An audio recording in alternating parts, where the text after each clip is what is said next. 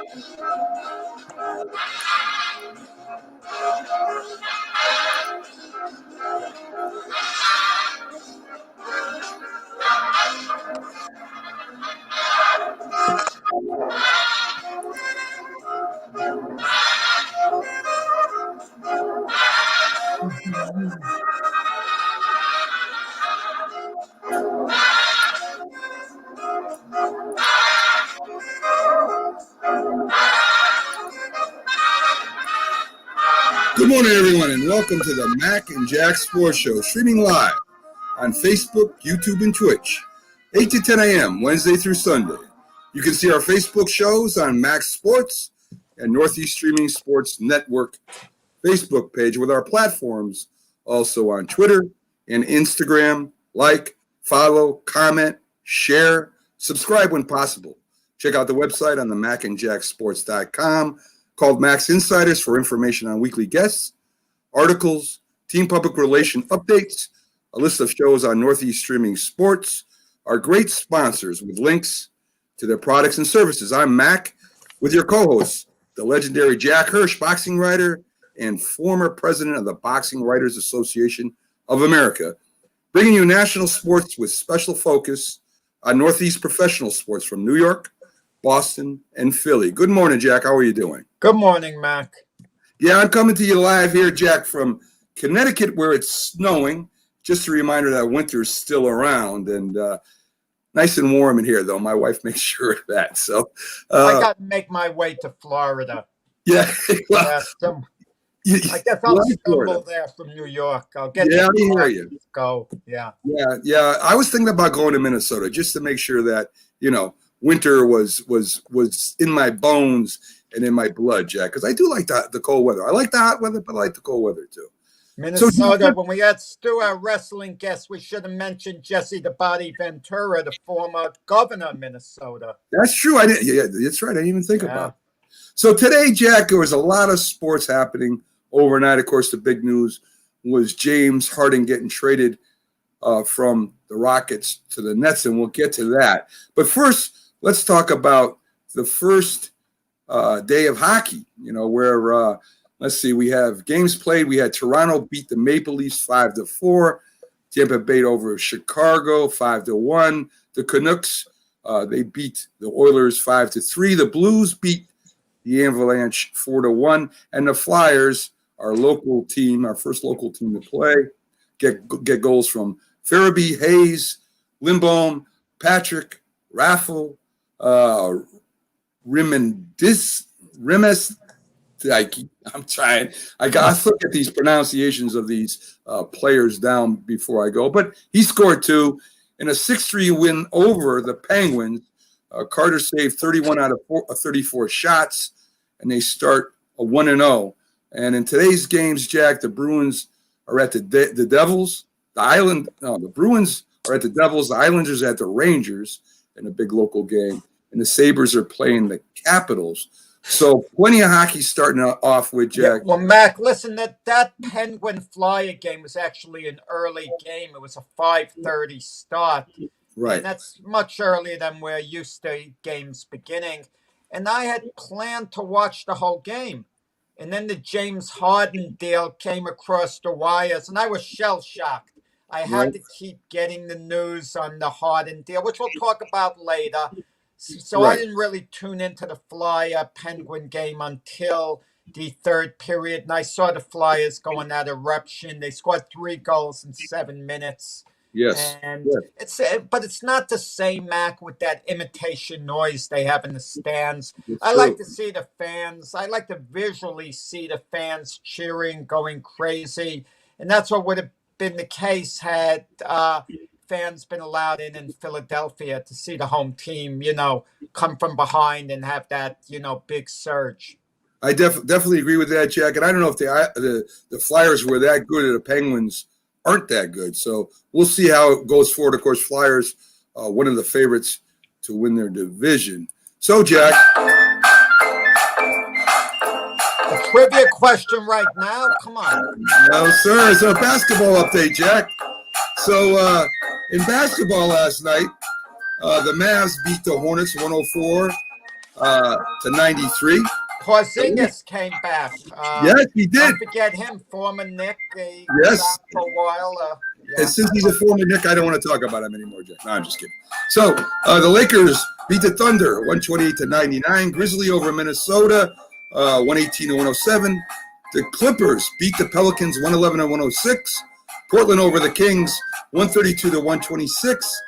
And the Nets take the first game of the season versus the Knicks 116 to 109. A little bit about that game, Jack.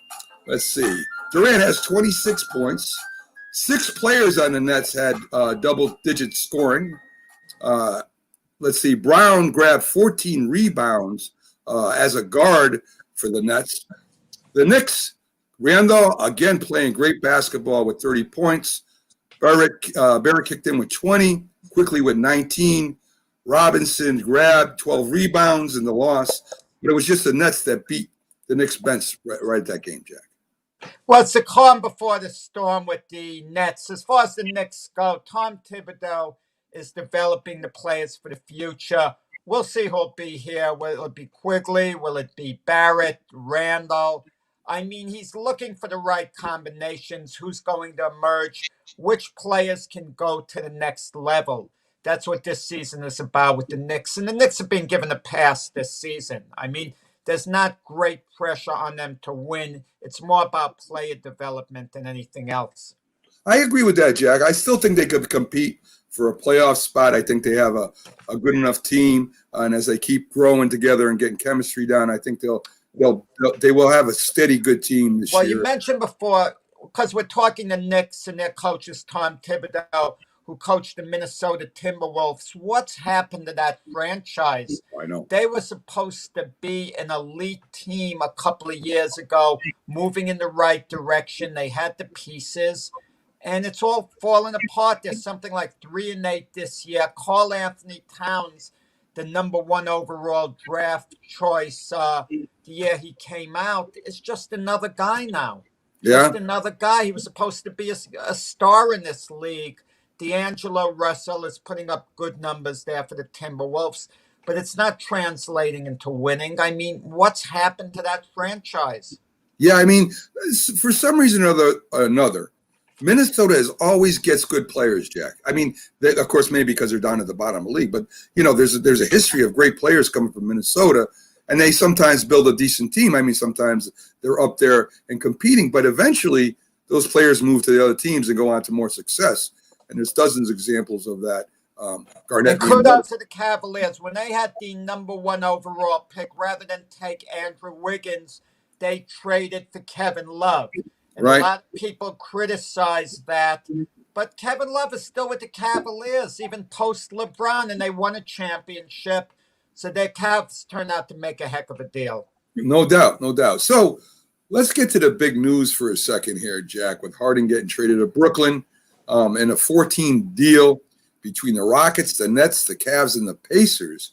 The Rockets do get a couple quality players, one real good player. But more importantly, they get 4 first-round draft picks, Jack. I mean, not only do they still have a decent team over there right now with the players they have and the players and 4 swap picks in the first round. Right. Meaning for the next 8 years, they basically own the New Jersey Nets. Own them. Correct. As far as the draft goes. They get 4 of their picks, and then they can swap their pick with the Nets. In other words, if 4 years from now, 4 or 5 years from now, the Nets have hit rock bottom, post Durant, post Kyrie, post Harden, and the Nets are in a bad place, Houston can trade their pick for the Knicks, and those could with the Nets, and those could be lottery picks. Mac, I'm in denial this morning. I'm talking a little about the Dallas Mavericks, Porzingis coming back, about the Minnesota Timberwolves. Do you think I give a darn about the Minnesota Timberwolves, Mac? Right, Come right. on, can't you tell I'm in denial? This Net fan is switching allegiance for the first time in his life. I'm Wow. becoming a New York Knicks fan. I will root for the Nets to win. What I'm doing with the Nets, I'm putting them on hold. Okay. Putting them on hold to see whether I'm going to come back to them and be a fan or not.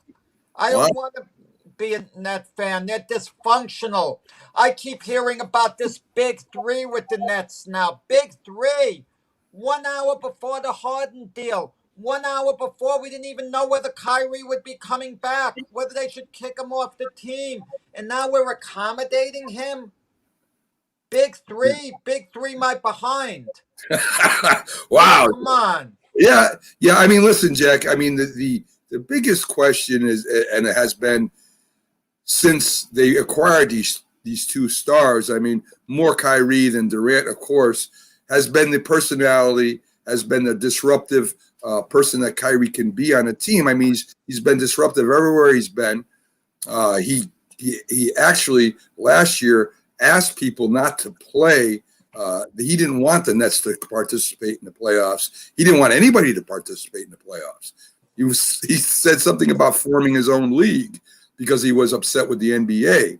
And now this year, when he's able to play, he's not going to the games for personal reasons.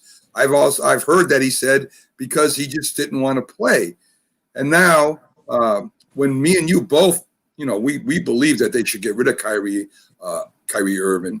They go and they pick up another basketball player who loves to handle the ball, who wants the ball in his hands.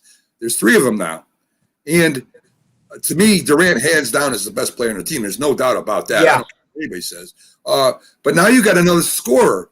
And now with Kyrie, with Durant, if Kyrie ever decides to play for the Nets again, and with Harden, you got three people that want the ball. There's one basketball. It's not so much about the stars you have on a team as we've seen, Jack, with the Clippers. It's how they work together as a team. How the chemistry of the team is. And before they got these stars, the Nets were a solid team, and they were a playoff team. This is going to affect Durant the most. And this is a case of be careful what you wish for, because Durant had it really good with the Golden State Warriors.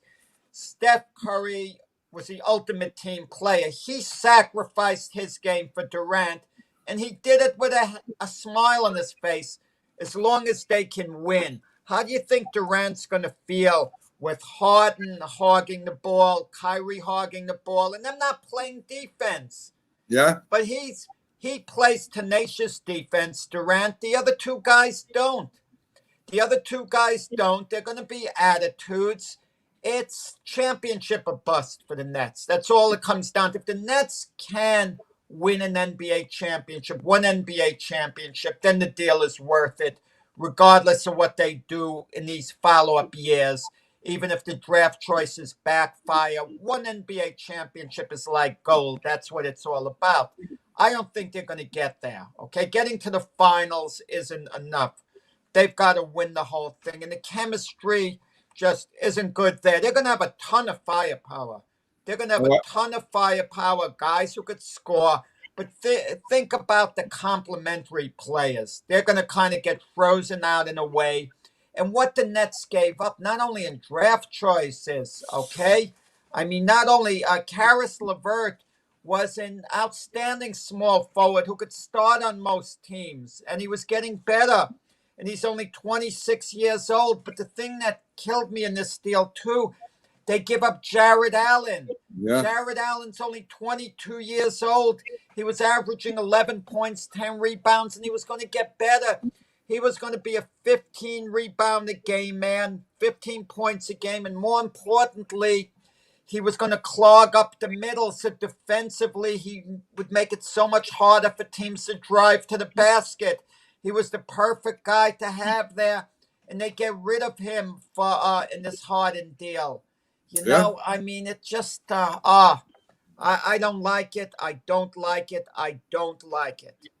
Well, we'll see what happens. A lot of course, national commentators are saying, here come the Rockets. I mean, the Rockets. You might as call them the Rockets. The Nets have a shot at winning the championship this year, which I find hard to believe. Another news, Jack, John Patton replaces John Elway as Broncos GM.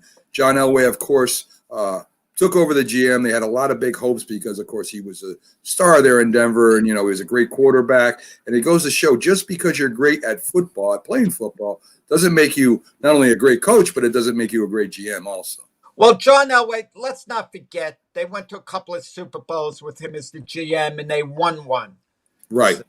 And But give John Elway his due. The trouble with John Elway, he didn't know quarterback talent. That's hard to believe because after Peyton Manning, and during Peyton Manning's, look at some of the guys, Brock Osweiler, Case Keenum, Joe Flacco, and they haven't, Drew Lock came to them in the second round. He apparently isn't the answer. John Elway, Tim Tebow, right. They won a few games, but give me a break. John Elway just hasn't been good at, finding the right quarterback. You'd think a guy like him would scout the college ranks very carefully and he'd have a little bit of an edge, picking the right guy and scouting NFL rosters. It just hasn't been the case. But John Elway, it's good that he's putting his ego on the side and he's deferring. He'll still be very much involved with this GM, yes. I'm sure. But Elway's always been the type of guy who listens to other people, it would seem. Even though he did feud with Dan Reeves when Elway was a quarterback, he tends to listen, as well. So that's a good quality, and it's going to help Denver moving forward. No doubt. And good morning to you, too, Frankie. So also in the news, Deion Sanders is, a new coach down there. And let's see if I get this right. Jackson State, correct.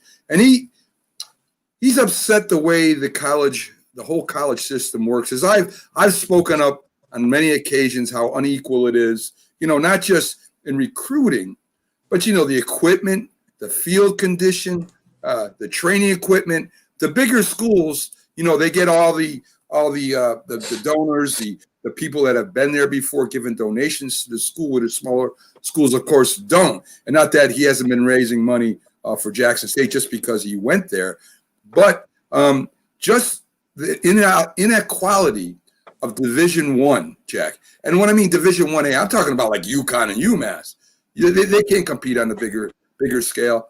And in the smaller teams in the SEC and stuff like this, they can't compete with the bigger schools, not just in recruiting, but just with the equipment that they can get. And I think, again, there has to be some serious consideration to reforming the Division 1A and the NCAA system into somewhere where teams have a better shot at playing against the big boys, and we don't see the same 4 teams or 6 teams in there every year. And that we have the other programs have a chance, Jack, at least a little chance to get up there and compete with them and be equal to them. So, well, this is good. It's coming from Deion Sanders because Deion's a big voice. When Deion talks, people listen. Not that he's the most reasonable guy always, not that he makes the most sense always, but he brings attention onto what he says. This time he's saying something that really does make a lot of sense because things are slanted towards the bigger schools, the bigger name programs, and it's all about the economics with the NCAA making money. And let's face it, if you could have Ohio State or Jackson State, which one are they going to pick? They're going to pick Ohio State every time. They're going to pick the famous, well-known schools. And to pick little, Jackson State, come on. Yeah. Deion's speaking out. It makes sense, and it's a very fair argument. And maybe if there's enough negative publicity that comes the NCAA's way, maybe they will start changing and making a little more accommodations. It could start with these college playoffs. Only 4 teams allowed in. They really got to open it up for the, smaller schools. Definitely agree with that because really there's no more, dramatics, Jack. As 1 in 6 teams are going to be there and going to win every year. So we're going to get to one of my favorite segments with Jack called "It Ain't Going to Happen." This is where I have Jack predict the future of what might happen in the upcoming future, whether it's going to happen or it ain't going to happen. And folks, this is brought to you by our sponsor, BST breakers.com, and a little bit of word from them if I could. So for the best in wax and straight to the pack, BST Sports Cards has it all. Join the phenomenon with the best sports card breakers in the business. BSTbreaks.com. Get $10 off, Jack. Select breaks and boxes when you enter the code MACJACK. That's MacJack at checkout on the BST Sports website. Multiple authenticated jerseys, boxes, and more. And you know what is great, Jack? They give back to the community. And their new line has opened for 2021. Details on their website. Don't forget to put in the code MacJack at checkout. Receive a special discount from BST. And happy holidays, they're saying, from BST as we go through the rest of the New Year's. BSTbreaks.com, breaking live on multiple platforms daily, Jack. So when you get a shot, folks, you can go over to macandjacksports.com, the webpage. The link is right there. You can click on it, brings you right to the store. It's an outstanding place, Jack. So in our Ain't Gonna Happen segment, Jack, the Knicks not only get to the playoffs, but win a playoff game series, Jack. Ain't gonna happen. I mean, the Knicks are fun to watch with the young players developing. I think they come a little short of the playoffs. If they get in, anyone can win one game, sure. But I have to feel ain't going to happen. This is, like I said before, about player development, more about wins and losses. It's taking the next steps in which guys are going to be there, in the future and which aren't. So I'll have to say ain't going to happen. Okay, Jack. The Islanders pick up where they left off last year and win the division. Ain't going to happen. I mean, there's several teams. And when you say pick up where they left off, that was a playoff run. And hockey is the most unpredictable sport there is when it comes to the playoffs. I mean, I'm not saying the NFL isn't. I'm not saying baseball isn't. But in hockey, we could have a number 8 seed beat a number 1 seed much more easier than in the other sports. I mean, they were pretty impressive, the Islanders, the way they beat the Flyers, but then they had a reality check, after that. So I'll have to say ain't going to happen. The Nets, the Brooklyn Nets end up getting rid of Kyrie Irving before the year is out. Ain't going to happen. The net front office, the ownership, the coaching staff, they lack backbone. They lack character, okay? Kyrie Irving is running that franchise right now, and he's going to be running it along with James Harden. And Kevin Durant is going to be frustrated to no end with all that's going to be going down, what's going to be happening on the court. It might start off nicely. They're going to spread the ball. They'll each get a lot of points. They're all going to smile. They're all going to say the right thing. Everyone's going to make nice. But as soon as they're eliminated from the playoffs, and they might get to the finals, you don't know, because the East is weak. The East is weak. The Sixers have a good record, but they're not that good. Celtics aren't that good. The Bucks aren't that good. The Heat aren't that good. So they're beatable teams there. They could conceivably get to the finals, even though I wouldn't count on it.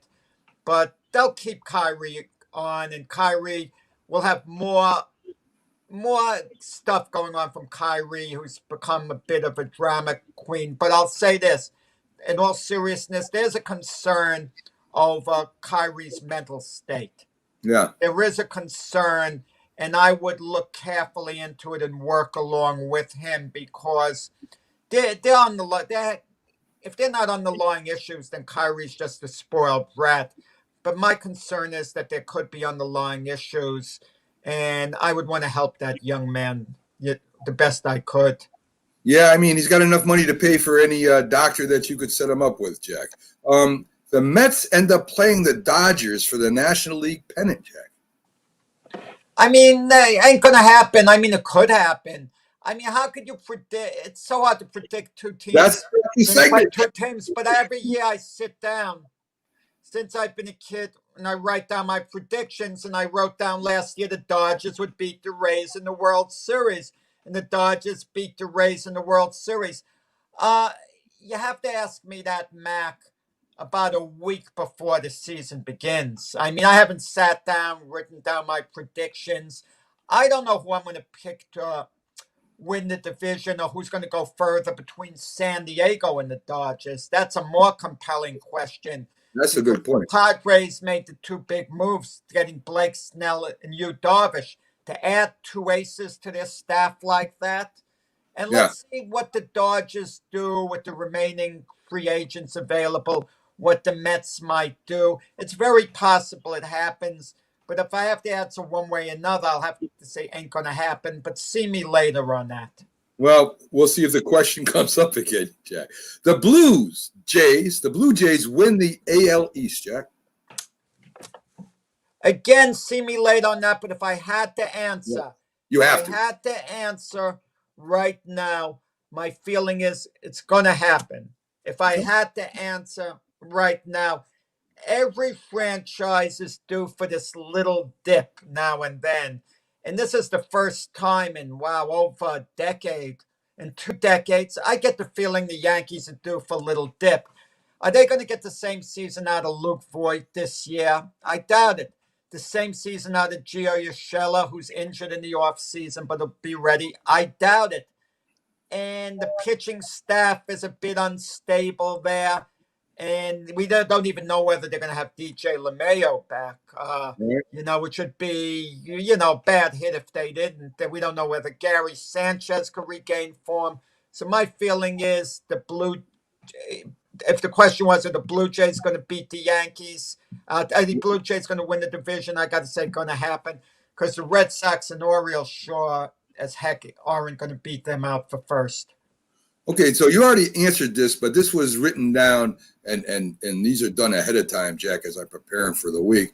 And I put, despite the Irving problem, the Nets win the Eastern Conference. Now, of course, that has changed a little bit with, getting Harden. I still think the 76ers, the Celtics, and the Bucks still are going to be a problem for the Nets to get by. I don't care if their chemistry is good or not, because I think all four of those teams are very solid.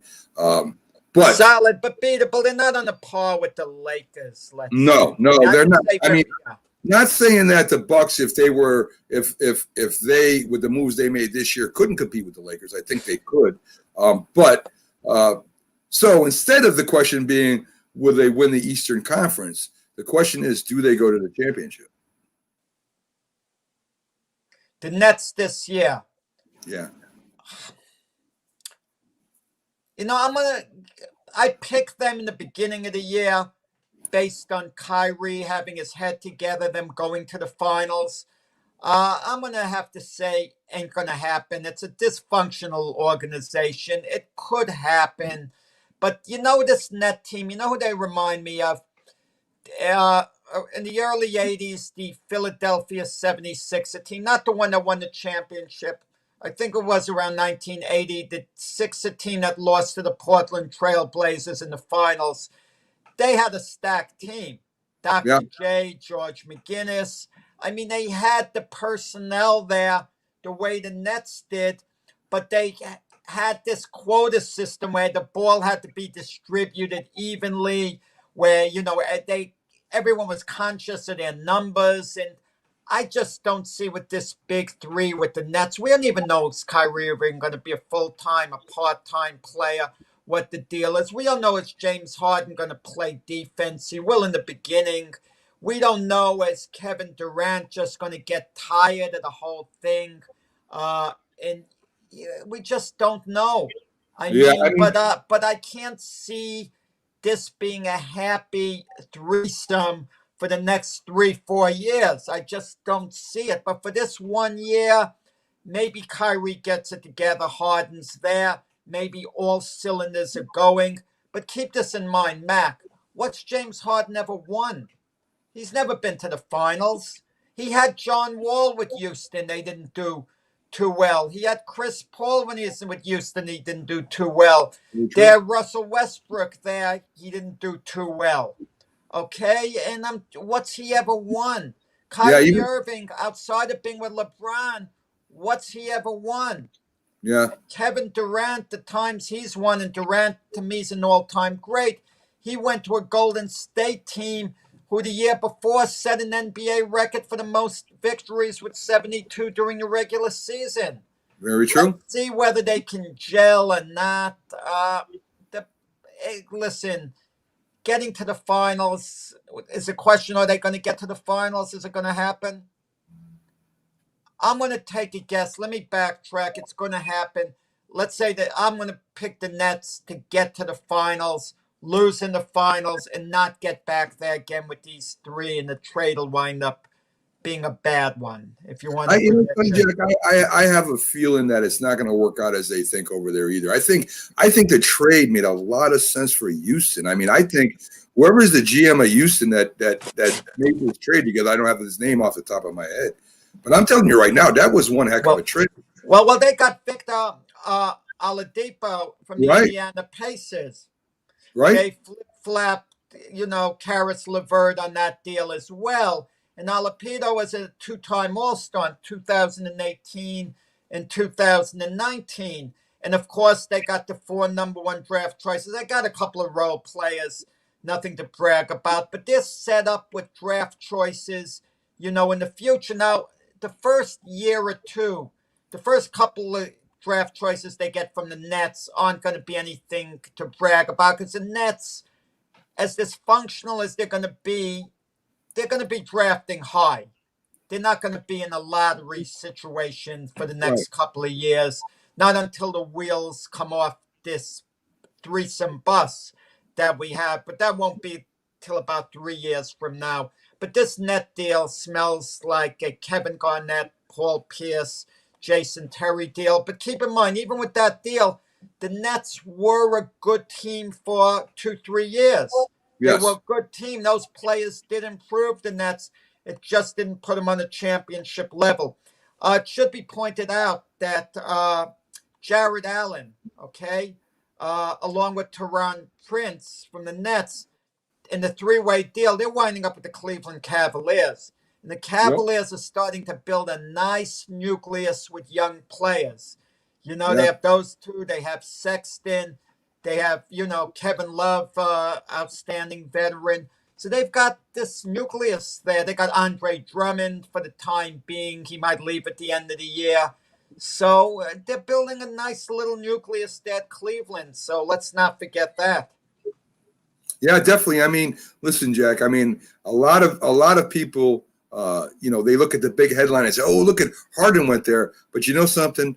There's a lot of different things that happen in that trade that's going to benefit a lot of teams. Backstage right now, Jack, we have one of my favorite guests, and I know a person you know personally, the Iceman, John Scully, who's a multiple Golden Glove champion, a former ring contender in the middleweight and light heavyweight division, and former ESPN analyst and trainer of champions. I think it was 3 different champions before he began helping train his current champion. So, I mean, he's done a lot of things in boxing. He does a lot of things for boxing. It's always great to have him on. He pulls no punches, and I love having him on as a guest. So let's bring up the Iceman, John Scully. How you doing today, John? Hey, I'm John. Good. How you guys? All right. How you doing? We're doing good, Iceman. Listen, I want to get into something besides boxing at first here. And Jack knows you, you guys know each other. But he doesn't know you as well as I think as he thinks, because I know you pretty well. We're from the same area. I don't know John that well. Where you getting it? Oh, listen, backstage you talk about him like you guys go out for beers and stuff. Don't. I don't drink. Come on. So anyway, me and Iceman lived in the same town for a while. I went to school with his brother. So I know him. I follow him. Boxing because he was a local hero in there. So he has a nice group called Grown Up in Wilson that my wife's a member of. And he posts things about his aunt Fran, and he's making her a superstar out there. And he goes out back with his aunt and brings her to the store. I mean, he tells little stories about her. And I mean, he gets all kinds of reactions. And it's just something he does, every now and then. And, Linda Sells shows it to me and I break up because it's something that, that you would do with your aunt or your mother or whatever, taking her to the store, bringing her here, bringing her there. And, he talks about them maybe arguing or something. But your Aunt Fran, Iceman, I mean, you two seem very close. Yeah, well, it's funny. I have a picture I posted one time of me and her holding me in front of her house in 1969. A very clear picture. And she's holding me. And then I have a picture of us, a couple weeks ago hanging out. So, you're talking over 50 years. And when I was a kid, my father always brought me over to her house, her and her sister. And, we would just hang out, watch TV, and they would cook, make us lunch. And she's just an interesting old school lady. She's funny. She's very funny. It's cool, Jack, because that's he posts about boxing and stuff, but I think Aunt Fran is starting to take over his popularity. Yeah. Well, you know what it is. See, if you notice, I always take a picture of her, the same picture of her walking into the store. So she has no idea that any of you know who she is. She has no clue. And I get people. It's funny, like people older than me will message me and they'll say, "Hey." In complete seriousness, they'll say, "Hey, when are you going out with your aunt again? I want to tune in." I'm like, I don't know, Wednesday at 2. Okay, I'll see you then. And I was down at the beach one day over the summer, and these two girls who I didn't really know, I wouldn't have known them if they didn't call me, but they yell, "Hey, Iceman, hey!" And I guess they're from my town, and I go over to the car and, "Hey, where's Aunt Fran?" And I'm going, she's home, They go, "Oh, man, I can't wait to see her again." So my aunt is famous on my Facebook, and she has no idea, like no clue. That's it. To start a sitcom with this, that would be a good show. Yeah, I mean, everybody wants us to do like a podcast, but I'm like, the beauty of it is she has no idea I'm filming her. Sometimes I do live videos. Like she's talking about when she was a kid, she's making money there was a field and she collects blueberries and goes house to house and sells blueberries. I mean, I thought that was in the movies, that's like an old, era movie, like a Depression era movie, but nah, that's what she did. She sold blueberries. That's tremendous. That's tremendous. So let's get back to boxing. John. Of course, you love is the stuff, or I should say hate, I'm being sarcastic, is always the biggest news.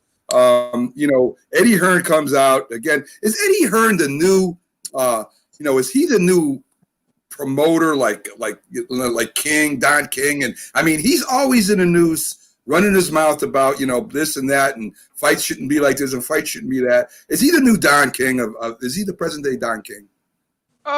I mean, he's popular. He's getting very well known, and I like it. I mean, it's a different era.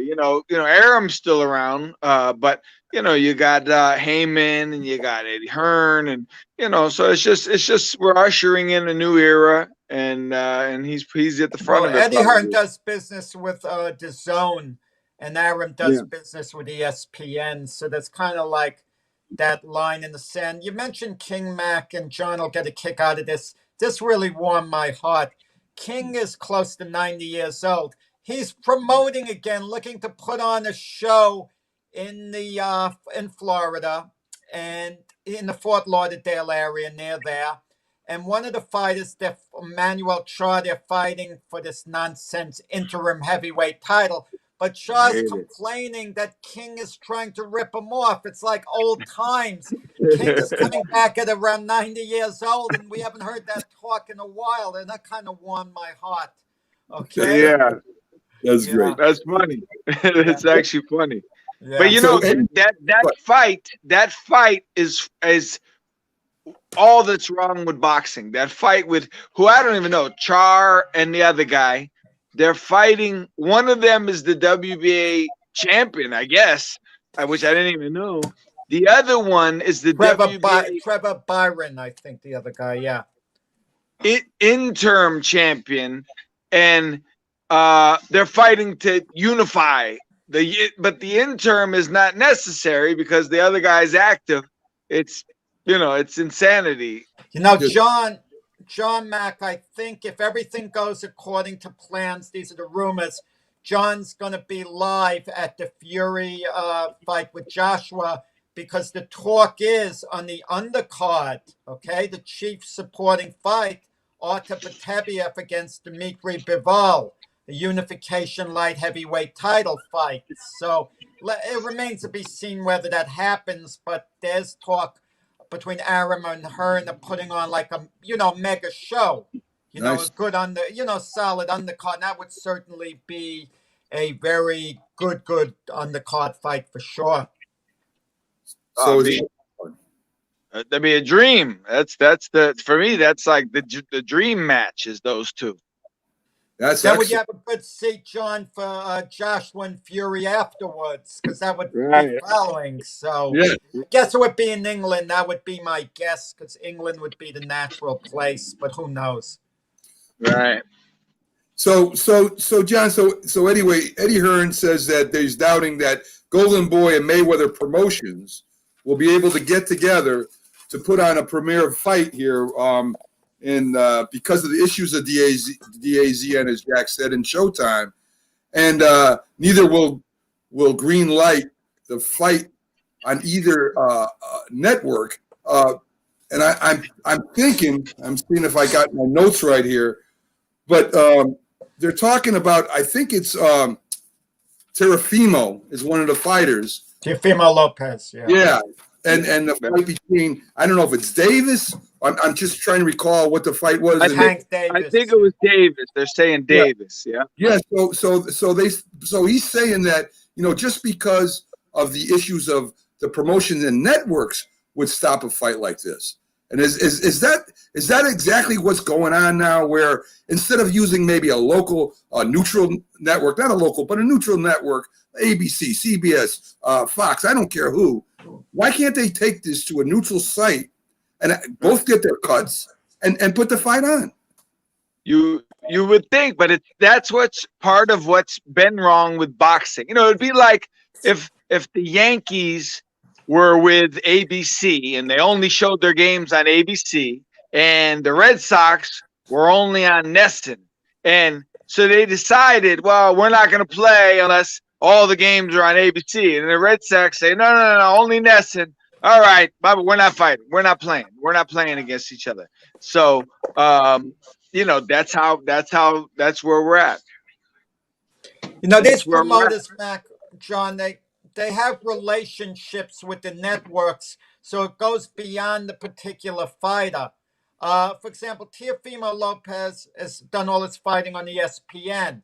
So if Arum let him fight on the Zone or any other network and a mega fight, and he wasn't on ESPN then wouldn't want to do business with Arum, and it would affect his whole stable of fighters. So the promoters are aware of that, and I think that's the big tug of war, like John was saying, like giving the Yankee Red Sox example. The networks play a big role in it, and can you really blame them if you invest so much in the fighter, building him up from preliminary status, and now he becomes, a famous fighter? You're not going to want to give up the rights on him, because that's the time to truly cash in. So it's a difficult situation. Yeah. But what I'm saying, guys, I understand you want your cut, you promote, you want to promote your fighter, you want to get your percentage, you want the networks to carry your fighter primarily, if that's what the deal is.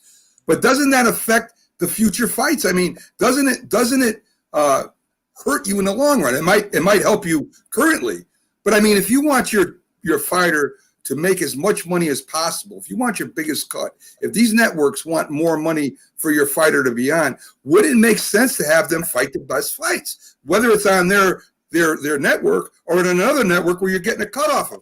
I imagine it could be negotiated. It seems to me that they're hurting themselves in the long run. Yes. Yeah. Well, yeah. No. I mean, but that's exactly. But Mac, but then again, you invest all this time in a fighter if you're a network. Like I said, and he gets to the point, he's been with you his whole career, and now he means big ratings for you. I mean, and if his promoter took him to another network for a big fight, just so they could make the money, that network would want nothing to do with the promoter again, because they couldn't trust him to do business with him.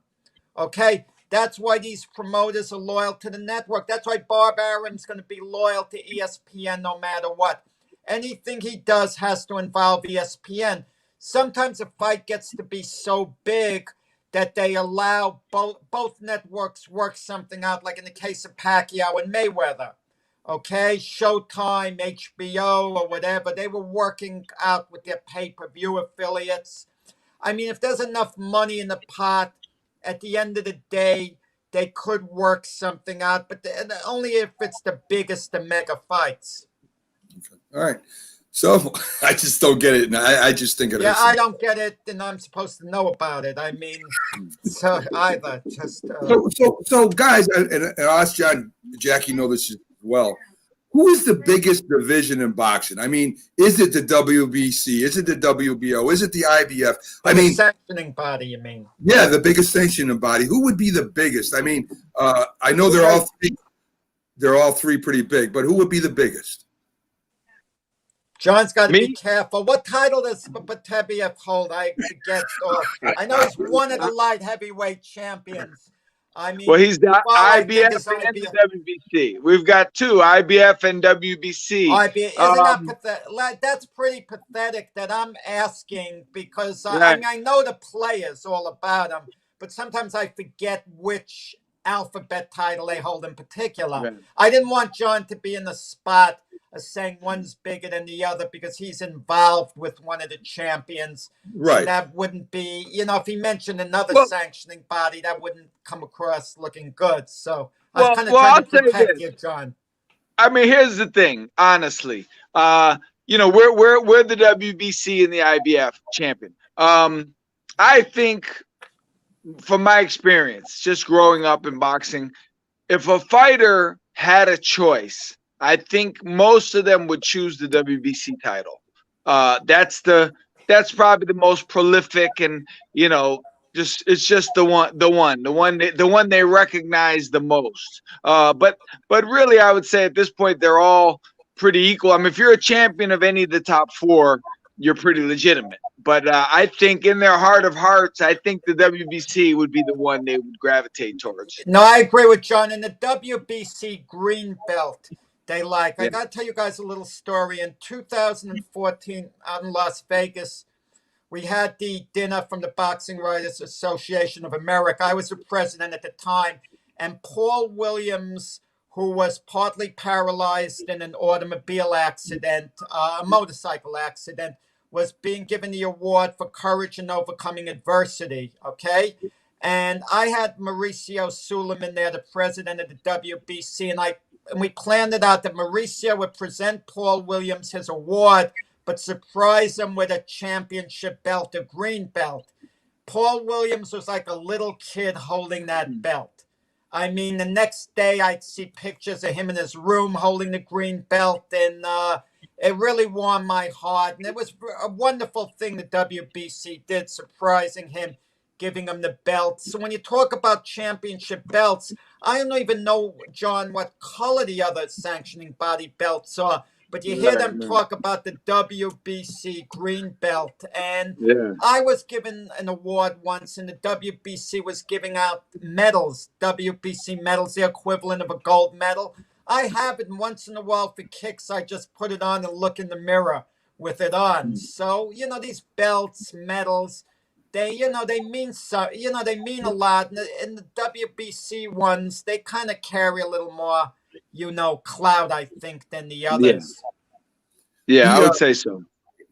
The Keith Thurman cut off his ponytail looking for a new beginning and asking Spence for a title shot. How good is Keith Thurman, John? Is he a legit champion contender? I mean, I haven't seen him in a while, but he certainly was. I mean, Keith was a monster, and I'll tell you what, when I first heard about Keith, I didn't even know who he was years ago. And a friend of mine who trained with him, he was telling me about him.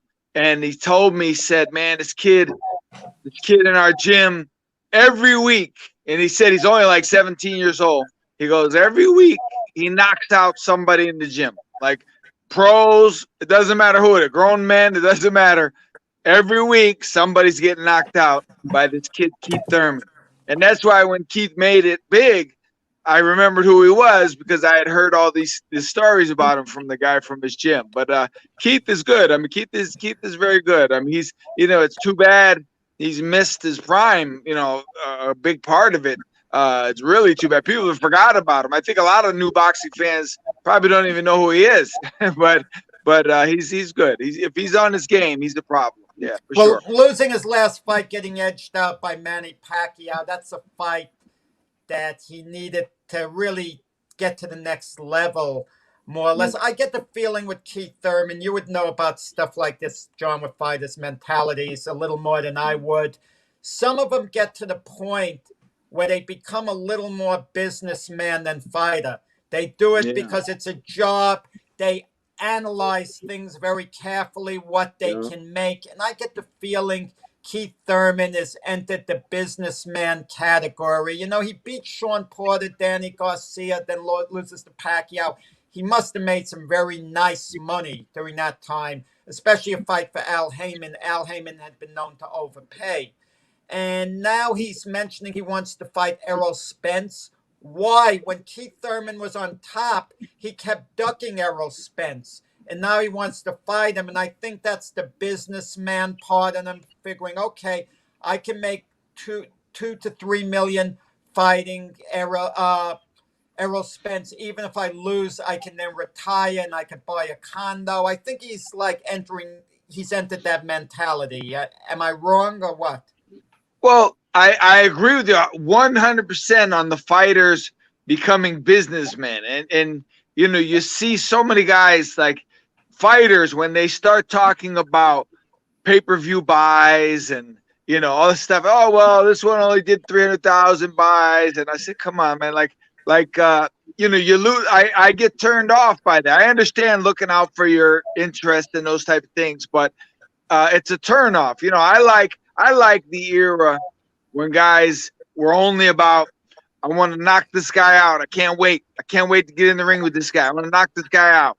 And, they were about their legacy and all these things. But now I saw a fight one time years ago. They actually postponed the fight for a few months because they didn't want to interfere with the taxes. They wanted it to be in a different year so that the guy wouldn't go over a certain amount of money. And I'm like, come on, man. The business. Wow. And I've always said, once guys get into the business end of things, it's like when you see fighters and they start talking about they're going to become a rapper on the side or they're going to have a clothing line, right? They're going to have a clothing line. I already know that guy's on his way out. He's not 100% anymore. 100%. Yeah. John, I've always wanted to ask you this when you've been on. When did you know when to give up to fighting competitively? What made you, what was a turning point where you said, okay, I'm going to hang my gloves up. I know you still spar while you train and you spar to keep in shape, but competitively, when was that time? What moment was it when you said, I'm done with this? I'll tell you what, my whole career, I stayed single. I was always single. And I always said, I don't want a wife slowing me down the average woman couldn't deal with a fighter, his mentality leading up to a fight, it would create problems. And when I had my last fight, which was in 2001, it was one of the best fights of my career. I would say one of the top 3 of my career. So at that point, I saw myself advancing. I was going to get bigger fights and everything was going to be back in action. And what happened was over the next couple of years, a bunch of fights fell out on me. And in the meantime, I connected with my current wife. And, we started dating and going out. And then in 2003, later in 2003, I got some good offers. And for the first time, I hesitated, because of her. and because I'm in this relationship, and will I be able to concentrate? And I let that fight go. I stopped boxing because I knew where her and I were headed, and I said, as being married or being in a real relationship, I personally wouldn't be able to be the person that I was. So actually, marriage or a relationship is what stopped me from pursuing it. Wow. So many, Mac and John could attest to this very easily, feel they know it's time to retire, but the temptation of the comeback, that's the hardest thing. Like, you get a great champion like Marvin Hagler. He claimed he never went back to the gym as soon as he decided he wasn't going to box anymore because the temptation would have been too great once he started hitting the heavy bag. Then you kind of convince yourself you could still do it, and you rationalize things in your head. I'm sure you flirted with a comeback, John, on several occasions. Oh, well, you know what happened? I remember one time I was up because I still spar. So I went up to a gym. I was in Boston, and I sparred one day with 3 guys. And I did like 10 rounds with 3 guys, and I was sharp. I was looking good. Yeah. And a promoter was there, and he pulled me aside, and he goes, "Hey," he's like, "what are you doing? Like you should be fighting. What are you doing? Like you The guy who look cares like about you're ready, you. you look like you're ready to fight next week." And I say, "You know what?" I say, "I know I look sharp. I feel good, but the extra mentality I would need." I said, I'm in a relationship now, and I was like 33 at the time, and I say, I don't want to be that guy who does it. One thing I respect is history, and I see history, and I see all the guys who did it and didn't, guys much better than I was who weren't able to be successful under those type of circumstances. So, I didn't want to be the guy that had everything laid out in front of me and I ignored it. So I felt it was the time, regardless of how I looked in the gym. I just felt like it was time. It's funny. I just want to quote a line from Boom Boom Mancini. He made a comeback, got stopped by Greg Hargan. He said afterwards, why he came back, he said, "I wanted to be one of the few. Instead, I was one of many." That was, yeah. So Iceman, next week, hopefully you make it again. I want to talk to you a little bit more about training. I mean, this is what your forte is now, and you've been very successful at training. And I want to get into that more, tap into your knowledge there too. And of course, we'll talk about general boxing. But I always wanted to ask you that. I mean, a lot of people stop, fighting or play any sport professionally. There's a time and place where you finally just say, forget it. I never knew why. So that's why I wanted to ask you. And great answers. John Mack was an old-time condition as a football coach, but he was old school. He wouldn't allow his players to drink water. He goes back to the old school. It's Mac. Don't look at me. It's Mac. I mean, don't allow his players to have water. Wouldn't allow them to have a break. Well, you know what? Cold, no hand warmers. Right. Well, you see that, and look, it's not a joking matter, but every year I always say, like in August, I go, well, it's time that some high school kid, goes into a coma because some high school coach wants them to run with full pads on and 100 degrees, and they feel like, don't give them water because that'll make you tougher. And I said, no, I don't think coaches are like that anymore. I can't imagine. A couple years ago, it's been happening. Oh, they're definitely like that. They're definitely like that. I wouldn't have made that joke. John is correct. There are still some idiots out there that do that. And the thing that surprised me most is when they took the salt pills away, because of course we know salt helps you retain water. They've brought them back, which is a good thing because, when you are out there in full gear and you are hitting and you are running, you need to retain all the water you can. And they shouldn't be out there in full gear in August. Well, that's up for debate. I mean, they can be out there in short intervals because they got to get used to playing in hot weather anyway. They have to get used to it. But you're not gonna work them so hard that they're ready to pass out. That's ridiculous. So again, Iceman, thank you for coming on. Hopefully you'll be back on again with us next week. And like I said, I want to hit that training hard next week with you, Iceman. All right, guys. I'll see you next week. Take care, John. You have a great one. Pleasure. So there you are, the great Iceman John Scully, who joins us every Thursday. A lot of knowledge, a lot of fighting knowledge, and knowledge in boxing all around. I love it when you two talk. and talk about boxing when you start talking to him back and forth, Jack. So, well, we'll don't sell short your contribution, Mac. You came up with some good stuff. Thank you very much. So we're going to take a quick official timeout, Jack, and we'll be back. We're slated for Carter B to come and give us our national hockey update. I can't wait for him to come on. Yes. Folks, and we'll be right back. If you served honorably in our nation's armed forces and you're looking for a way to continue serving your fellow veterans in your community, then join AMVETS. Each year, AMVETS members volunteer millions of hours at VA healthcare facilities from coast to coast, helping to improve the lives of their fellow veterans through the VA Voluntary Services Program. AMVETS posts and departments also participate in a wide variety of community service projects, ranging from Americanism in our schools to supporting the Special Olympics and Boy Scouts of America. If you no longer wear the uniform today, you can still serve through the AMVETS by joining today at amvets.org. Hi, Grandma. What's for dinner? Hey, honey, I'm making stew tonight. Ooh, can Nina come over? I'm not sure about our new friend. I wonder if there's been any drinking going on. Alcohol at her age can lead to so many bad things. I've been meaning to ask you, what would happen if someone offered you a drink? Grandma? This is hard. She's so young, but I know I need to talk to her about it now before someone tries to give her alcohol. If anyone ever does offer you a drink, I want you to say no. I have too much respect for my family, and I don't want to get in trouble. Okay. Really? I promise, Grandma. I love you too. Okay, how about tasting this stew and telling me what you think? Some children may try alcohol as young as 9 years old. It's not too early to talk about drinking. For tips on how to begin the conversation, visit underagedrinking.samhsa.gov. That's underagedrinking.samhsa.gov. This message brought to you by SAMHSA and this station.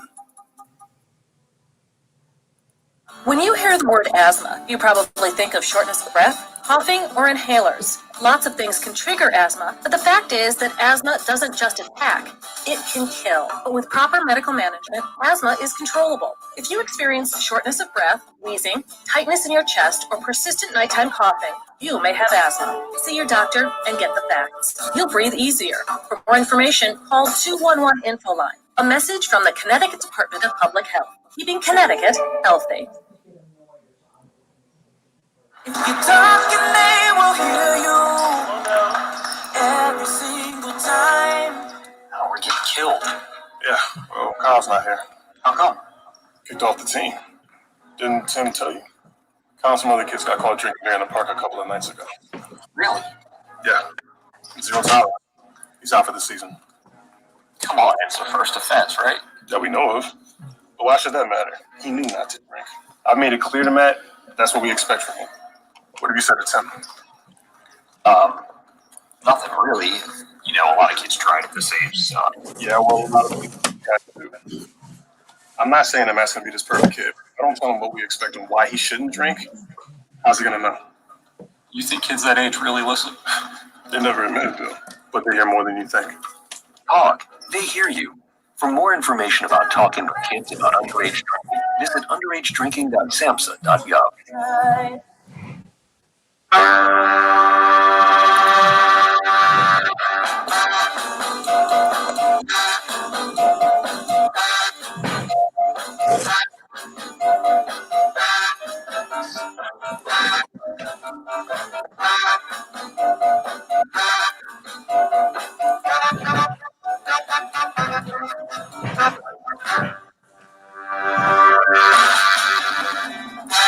Good morning, everybody, and welcome back to the Mac and Jack Sports Show. I'm your host, Mac, with my and your co-host, the great Jack Hirsch. Just had on Iceman John Scully, as we do every Thursday. Great boxing expert, knows everything about boxing, fighting, training, everything, all the news. He writes articles. Jack, he was just, as he always was, a great guest on the show for us today. Absolutely. We love having John on.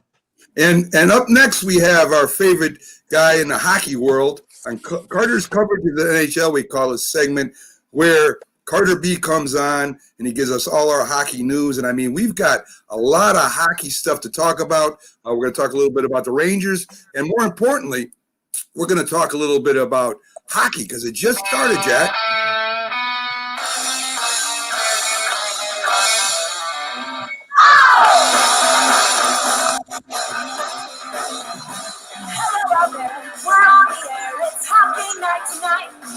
Tension grows, the whistle blows, and the puck goes down the ice.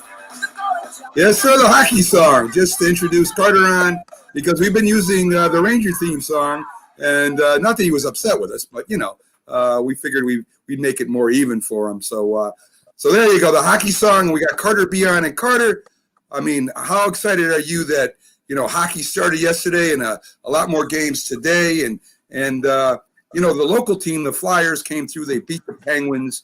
And what were your thoughts on that game last night, Carter? Well, Mac, before I start, I think the big thing that I'm excited about is the fact that you didn't use the Ranger intro to bring me on this time. But getting into the Flyers and Penguins game last night, yeah, it was a really entertaining game from the start. And I watched this game all the way through, and usually I don't pay attention too much to either the Flyers or the Penguins, considering I'm a fan of the Islanders. But this game was it was really entertaining to watch. I mean, Pittsburgh got the scoring started early. Philadelphia scored 2 power play goals in the first period, and after that, I mean, this game was actually tied 3-3 in the third period, and around the 10-minute mark or so, Philadelphia began a spree where they scored 3 times in the next 10 minutes or so. They broke this game wide open. They took it 6-3. I was actually really impressed with Joel Farabee. He's a pretty young player. He's only 20 years old, and he plays for the Flyers.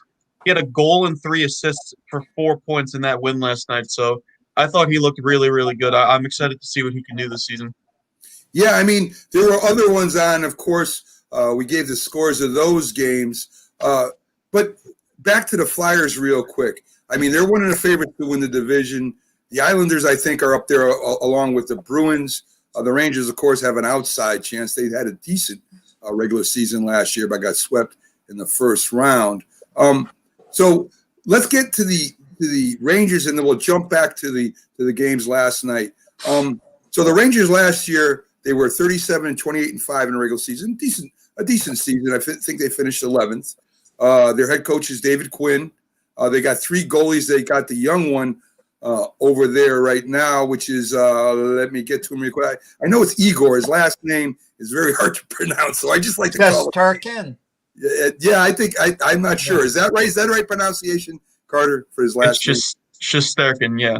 Yes. So Igor, as I said, is a good young goalie. I mean, there was talk about whether he should play or Lundqvist should play when the playoffs were there, because, of course, Lundqvist has been a great goalie for the Rangers for years. And Igor, it seemed like, I don't know if the pressure got to him or whether it was just because of his youth. It seemed that Lundqvist was pretty even with him during the playoffs as far as playing goalie. What do you think about this Rangers team this year and their young goalie? Well, Mac, I think the biggest thing here, if you're dating back to the playoffs anyway, I think that I don't know if it was the age that necessarily got to Igor Shesterkin. It might not seem like it, but playoff hockey is a completely different game than regular season hockey, right? It's faster, it's more physical, it's just it's a totally different ball game than what you're competing with in the regular season. And recently Henrik Lundqvist moved on from the New York Rangers, or rather the New York Rangers opted to move on from him. Right. I like the tandem of Shesterkin and Alexander Georgiev, who's their backup goalie, going into this season. I think that the two of them, they probably make up one of the best young goalie duos in the entire NHL. I'm really excited to see how Shesterkin's going to do in his first full NHL season. He played a little bit last year. He played 12 games, and he had a 10-2 record, which was really, really impressive for me to see personally. And I mean, I don't think Shesterkin was terrible in the playoffs. I feel like the Rangers as a team were a little bit off in general. Like you said before, they got swept by the Carolina Hurricanes, and most of the time when you get swept in a playoff series, you don't look too great. So I'm not worried about Igor Shesterkin. I think he'll bounce back and he'll have a great season this year. How much latitude is Coach Quinn going to give him with Alex Georgiev, waiting in the wings? Some feel Georgiev might be starting before not too long. If things don't work out well, let's say for the first 10, 12 games, might there be a goalie switch? Well, I know, Jack, the Rangers are actually scheduled to open their season tonight against their rival, the New York Islanders. Yeah. And, Coach Quinn has already given the net to Igor Shesterkin. So I feel like that little run that he went on last year, especially at the end of the regular season, and how he played in the playoffs when he was in relief of Henrik Lundqvist, I feel like he's earned the trust of David Quinn. I don't think Georgiev is a bad goalie, but I definitely feel like he's more suitable as a backup option to a guy like Shesterkin. Yeah, one thing, let me say, Mac, which I don't quite agree with in any form of sports. If you have team captains, those got to be solid. And Coach Quinn is supposedly going to alternate 4 guys as captains. I just don't see this alternating as captains as being an ideal thing. Just name a couple of guys as captains and leave it at that.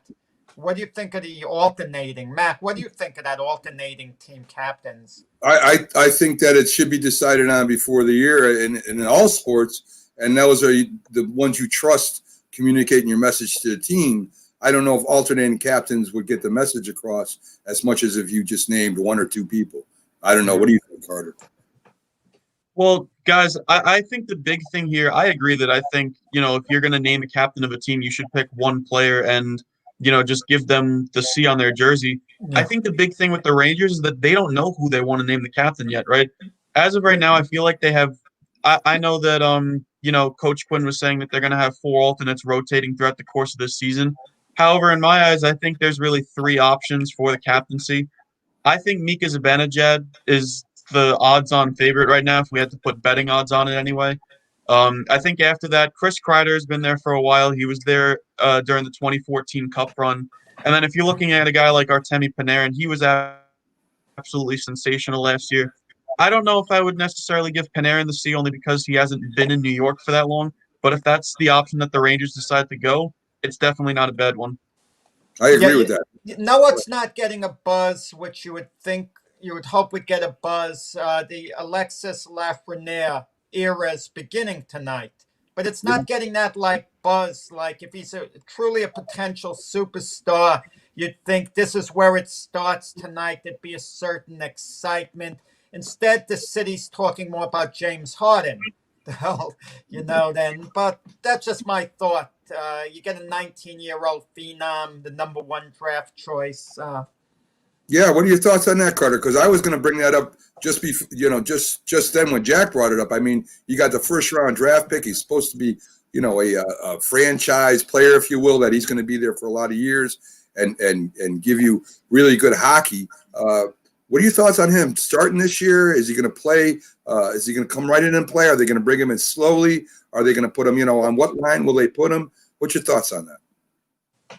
Well, guys, if we're looking at the James Harden situation from yesterday, I think they might be talking about him a little more in Brooklyn. But I think in Manhattan, the talk of the town right now is Alexis Lafreniere. And Coach Quinn has already set up the lineups for tonight. He's going to be playing on the 3rd line with, I believe it's Philip Hedel and Julien Gauthier. If that's not right, then my apologies. But as of right now, I think that the big thing with a guy like Alexis Lafreniere is the fact that, he's never played an NHL game before, right? He's never proven himself as a star in the NHL. And I get that, there might be a lot of hype around rookies who are drafted, high in the 1st round. There usually is across every sport every single year. But I think the big thing with Alexis Lafreniere is the fact that New York is a really big market, right? As a 1st overall pick, there's going to be a lot of pressure on you from the start. So I think that putting him in a bottom 6 role right now is the right thing to do. And I think I'm excited to see how this plays out. I like Lafreniere. I think he was really fun to watch when he was playing minor hockey, and I wish he was an Islander, but that's not the case. So we'll see what happens. Yeah, I know when they made a draft pick last year after they got swept.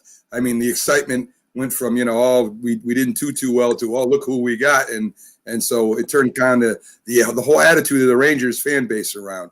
Carter, help me out with something, and which I don't understand about hockey.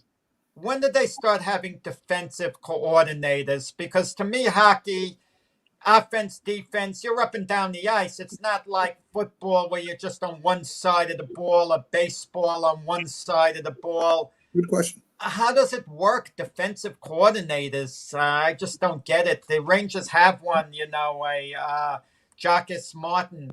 But how does it work?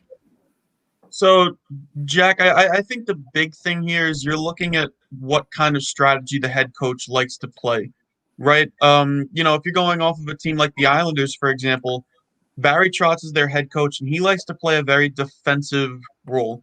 He may work with the forwards a lot of the time in practice, usually, but he likes playing a very team first, team oriented defensive style of play.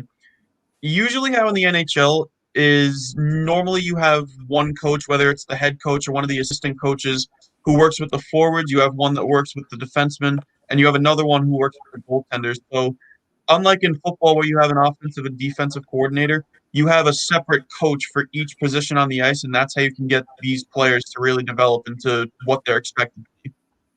Well, to make a small point, they do have position players in the NFL. Also, they just come under that one coordinator. But as you said, what I watched last year, and I did start watching hockey last year because of the Islanders, they were a very aggressive defensive trapping team that did a great job turning that defense into some offensive scores, and were really good defensively against the power play. And that's what really made them go play really good in the playoffs, and hopefully they continue that this year. So in the games last night, you had Toronto beating the Maple Leafs 5-4, and I would imagine that's a pretty big rivalry. Tampa Bay just beat up Chicago. I don't even know why Chicago was on opening day, to tell you the truth. I mean, not to be mean to Chicago, but it was great for them to be on opening day. I just don't know why. Tampa Bay handled them pretty well. What do you think about Tampa Bay's chances to repeat, to go out there and do it again? Well, let me tell you, Mac, it's really hard to bet against the defending champs if you're betting on a team to win the Stanley Cup this year.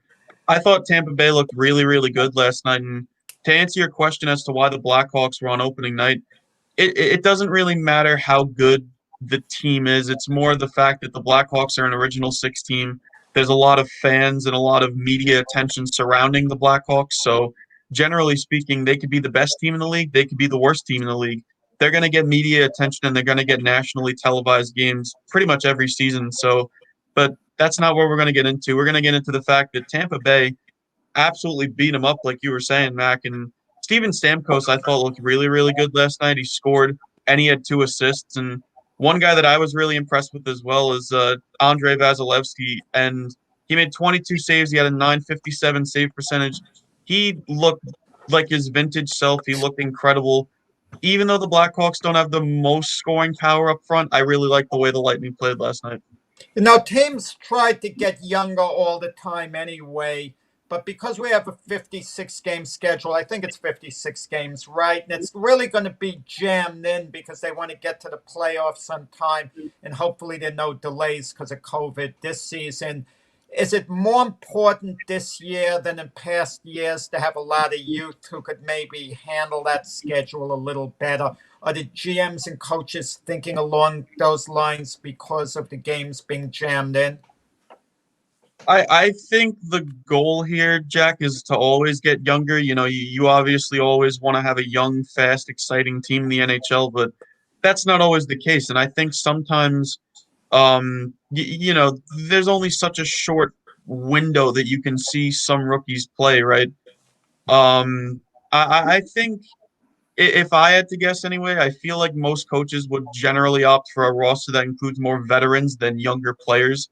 Only because, a roster with the majority of the team that's pretty young anyway is the fact that it's not always a good thing to have a young roster like that, right? You're inexperienced. A lot of people are betting against you to make the playoffs. And, sometimes it might be better to have a couple of veterans in the lineup. And I think in the shorter season anyway, I feel like the veteran players would know how to navigate it a little bit more, but that's just my opinion. Well, isn't that why the Bruins are maybe taking a little step backwards by going with youth and not, getting rid of a couple of veteran players?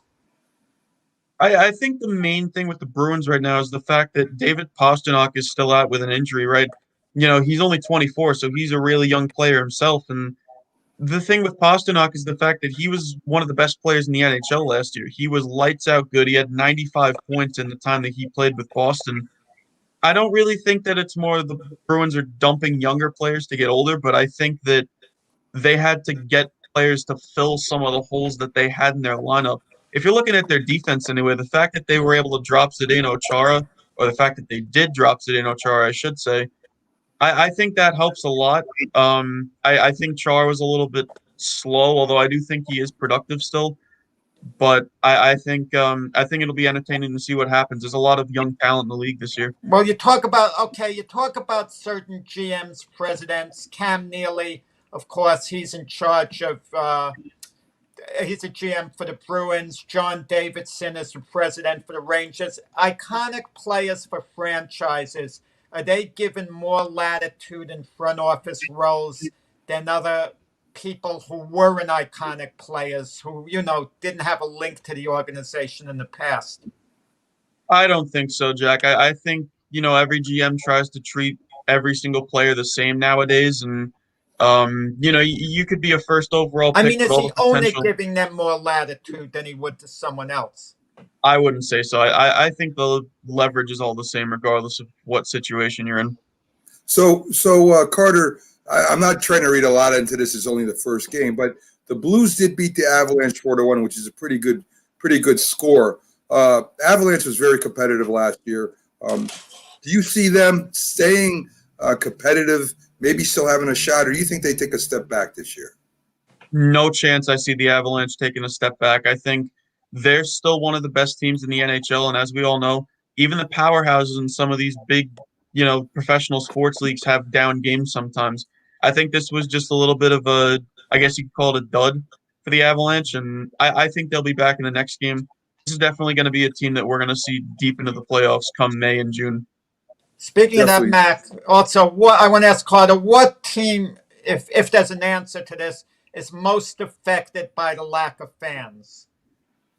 That's a good question. Yeah, it's hard to believe that a couple of teams aren't really affected. I'll be honest, watching the game yesterday, I didn't tune in until the last period when the Flyers had that eruption because the James Harden deal was announced. I know the game began 5:30, but I tuned in at the end. And when the Flyers had the barrage of 3 goals in 7 minutes, especially when they scored the last goal to make it 6-3, it seemed like a scrimmage on the ice without the fans there. They could pipe in all the music they want, but I like to see the people. I like to see the ecstasy, the happiness and everything.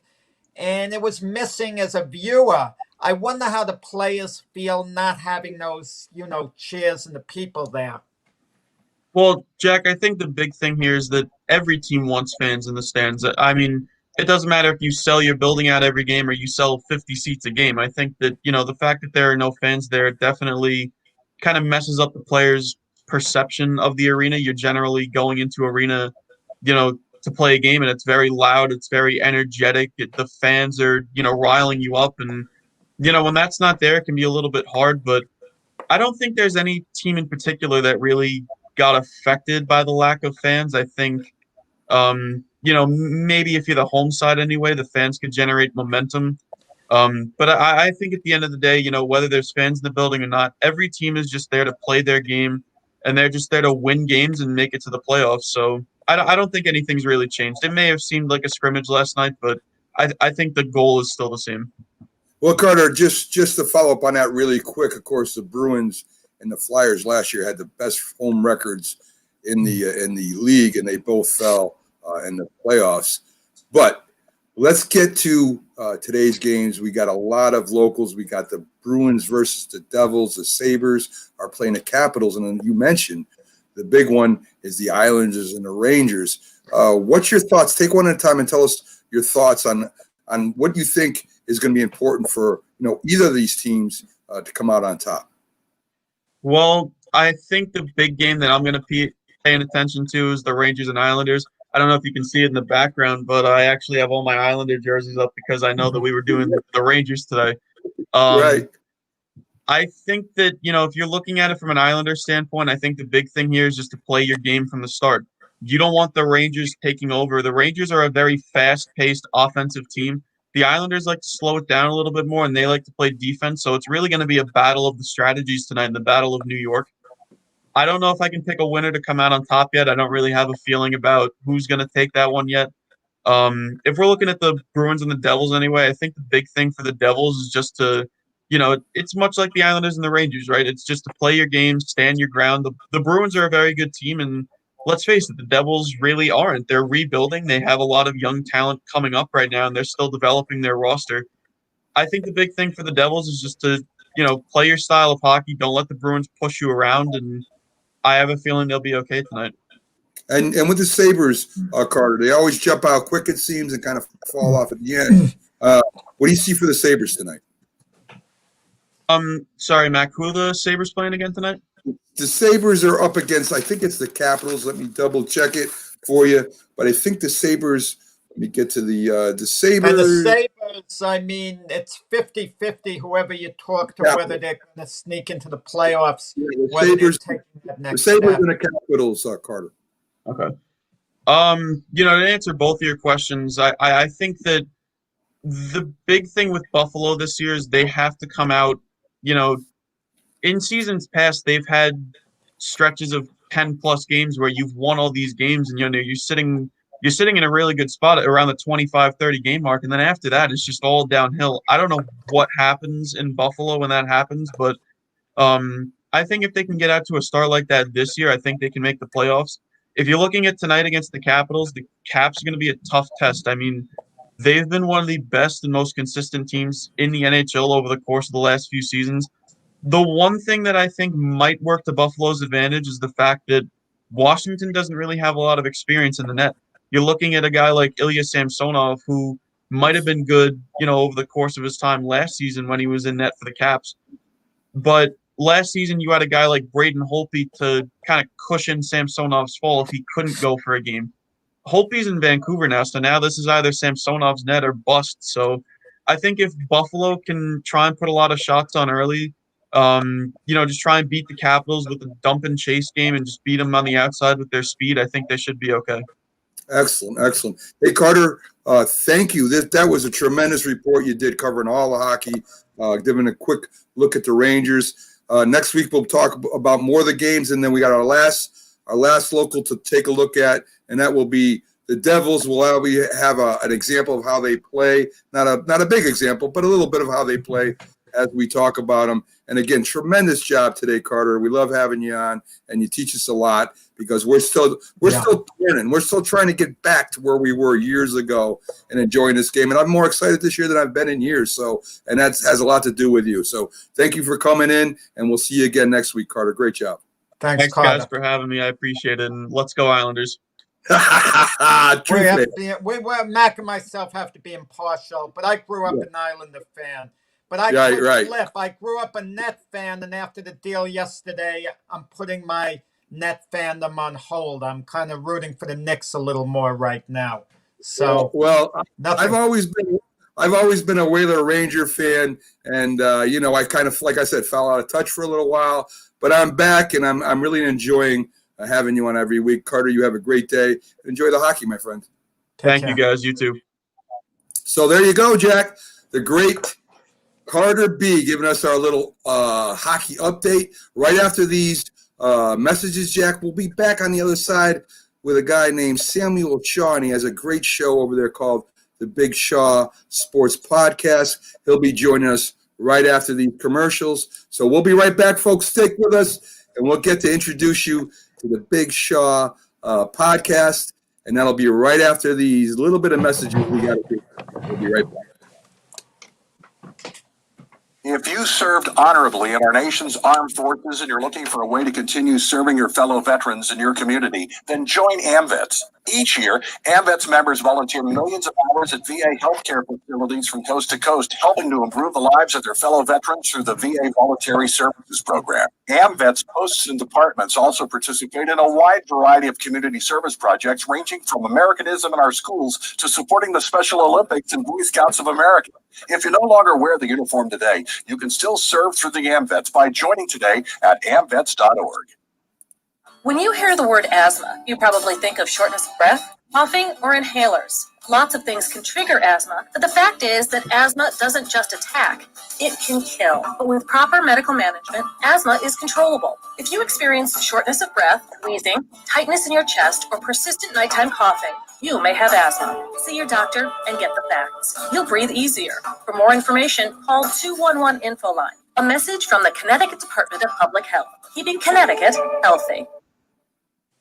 Hi, Grandma. What's for dinner? Hey, honey, I'm making stew tonight. Ooh, can Nina come over? I'm not sure about our new friend. I wonder if there's been any drinking going on. Alcohol at her age can lead to so many bad things. I've been meaning to ask you, what would happen if someone offered you a drink?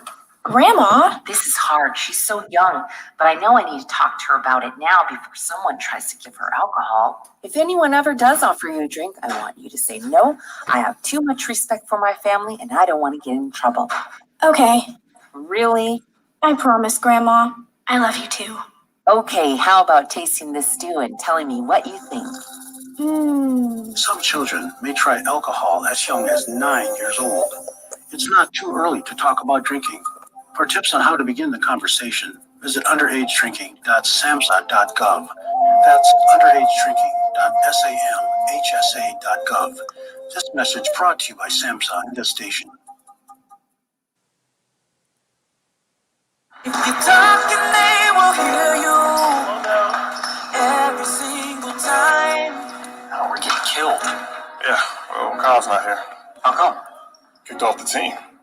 Didn't Tim tell you? Some other kids got caught drinking beer in the park a couple of nights ago. Really? Yeah.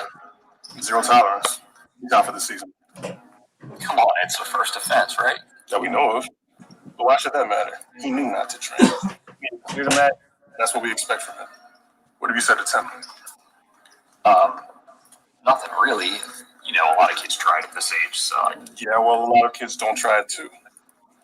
I'm not saying that Matt's going to be this perfect kid, but if I don't tell him what we expect and why he shouldn't drink, how's he going to know? You think kids that age really listen? They never admit it, Bill, but they hear more than you think. Talk. They hear you. For more information about talking with kids about underage drinking, underagedrinking.samhsa.gov.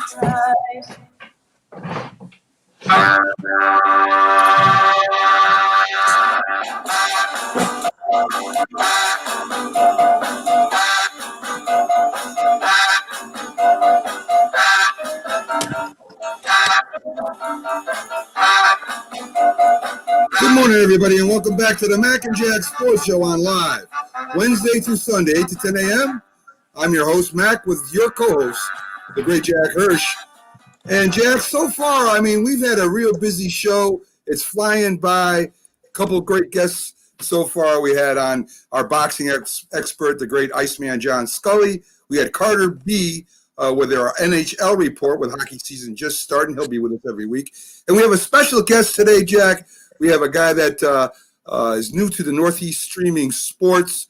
Linda, our producer over there, saw his show as she was scouring the internet, as she always does.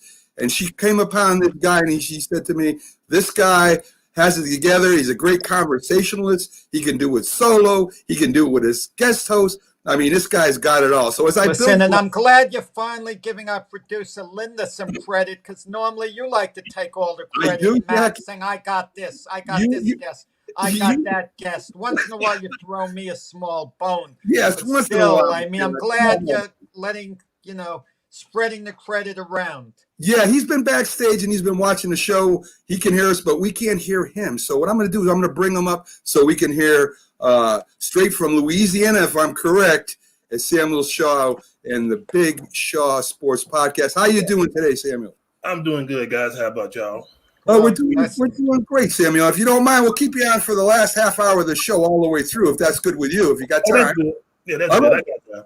All right, great. So, you're new to the network. As I said, Linda did spot you and said, well, we got to get this guy on. He covers college football. Mm-hmm. He covers the NBA, college basketball. He's all over the NFL. Mm-hmm. And I said, well, let's bring him on and introduce him to our audience, which is also shared with the Northeast Streaming Sports. So tell us a little bit about yourself, Sam, and what made you want to be a sports host? Well, I got into it because I was watching. I hate to say, I'm not an LSU fan, but it's when LSU was playing Texas. I think it was 2 years ago. So I was sitting on the couch, and I was like, I want to do a podcast. So I was like, what I got to do. So I just started jotting stuff down and watching all games and trying to figure it out. This is really what I want to do. So I downloaded Anchor and I just started, going from there. I put stuff on YouTube. My brother helped me with that because I didn't know nothing about putting stuff on YouTube and all that good stuff. So when I put it on YouTube, my first show, I was nervous. I was like an absolute wreck. But I got a lot of messages. Everybody saying, you're doing a good job, you're doing a good job. So I said, since I'm doing a good job, I might as well just keep going. So, it just came up again. So I got me a little setup. So I just kept on going. And that's how it happened. And I didn't stop ever since. But I take a little break here and there just to give people a break because I'm sure people get tired of seeing my face. So no, I don't know about that, Joe. You're a very good looking man. I just thought I'd let you know. But I just keep going, But it's doing good so far. I got my co-host. He's a good guy. He's busy though. He coaches kids and all that, and he works. So, but I just try to bring his name up as much as I can. So yeah, it's just been something fun to do. I love sports, man. College football is big, and you're part of the country. Yeah, Us it is. in New York, it's the Jets, the Giants, but college football isn't too big around here. Yeah, this is. Yeah, go ahead. No, go ahead, Chuck. Let's go ahead. Do your thing, Sam. Yeah, college football is religion here. Especially here in Louisiana, Georgia, Texas, Florida. It's really huge. It's football, church, school, sports, and it just repeats itself. You see these kids, man, they're bigger than me. I'm 34 years old, man. You got these 15, 16-year-old kids looking like The Rock. Some big guys down here, man. But the only thing here is, that I see, especially in high school, where I came from, we have so much talent here, but they don't get opportunity to go to the big schools. But we do have one kid, he's going to Texas. His name is Darian Dunn, very good kid. He's going to Texas. I hope he starts. That's my, thing. I hope he, get his foot in the door. He was a star at McNeese, and when they had the coronavirus, pandemic, it's been crazy, So, but like I said, man, it's a gold mine here, with talent. So let me tell you a quick funny story, Sam. The producer of the show, Linda, she was living down south for a while, and not knowingly, she pulled into a town in Alabama, and the town in Alabama just happened to be having the Auburn, Alabama Iron Bowl game. Oh, man. Yeah. She didn't know it. So she stops in the store, and she's ready to leave, and she can't leave because the roads are all blocked off. Yeah, and she was amazed at how big college football was down there, because from back here, as Jack says, we got Syracuse and Boston College, and that's our claim to fame, which used to get a long time ago. Now they're not so good. So you can understand, how big it was down there, that it's really even bigger than the NFL in a lot of cases. So having you on the network for that alone is a benefit to the network. And of course, like I said, I saw your show. I checked you out a little bit talking about the Harding deal, and we talked about it. Of course, everybody's talking about it. Jack and me feel that the Brooklyn Nets are going to have problems with the mixture there. We think that maybe there's too many people that want the ball out of those three. There's only one basketball. And, of course, Kyrie, for some reason, is being a little obstinate this year, as he has been in every other team. So what are your thoughts on how that's going to work, and if it's going to work at all? Man, I want it to work. Actually, I was one of the guys saying I think Harden should go to, Brooklyn. I know a lot of people have him going to Philly, but I said, Ben Simmons and Embiid, those guys are injury prone. I said, so, it'd be a waste of sending him to Houston and you're going to get somebody else that's injury prone. But they're good players. But back to Brooklyn, I hope it works. I want it to work. But the problem is with that is James Harden, he's going to dribble the ball 1,000 times before he shoots it. And Kyrie Irving, he's going to do the same thing. And Harden and Durant going to sit there, hey, I need the ball. But I think it'll work because, Harden and Durant, they played in OKC together, so they don't have a problem with each other. That's the thing. That's the good part. But with Kyrie Irving, I wonder where his head. That's what's going to bother me. Is he going through something mentally? Is something going on? And I looked at ESPN yesterday when I got off work because I was at work when this happened, so I was late to the party. So Stephen A. Smith said maybe Kyrie Irving should retire. I'm like, I don't know. I think he still has a lot of basketball to play. Maybe he's going to do something. But if them three guys click, it's going to be trouble for the Lakers. I do believe. There's going to be trouble. I agree. I think Kevin Durant's going to wish he never left Golden State, that he'd re-sign when all is said and done. He didn't win with Harden when they went OKC. Let's not forget that. They didn't win there. Harden was early in his career, granted. A day ago, we were talking about whether the Nets should get rid of Kyrie. When I heard the Harden deal was being made before all the details came in, Sam, I was saying, please include Kyrie in this deal to Houston as part of it. And when I heard they're not only keeping him, they're accommodating him. Kyrie Irving is running that organization basically now when all said and done. It's dysfunctional. It's crazy. It's championship or bust. If they don't win the championship by next season, they're taking such a hit in the draft. They're messing up the future. It's a train wreck waiting to happen unless they can win one championship. That makes it all worthwhile. Just one championship. Just one championship.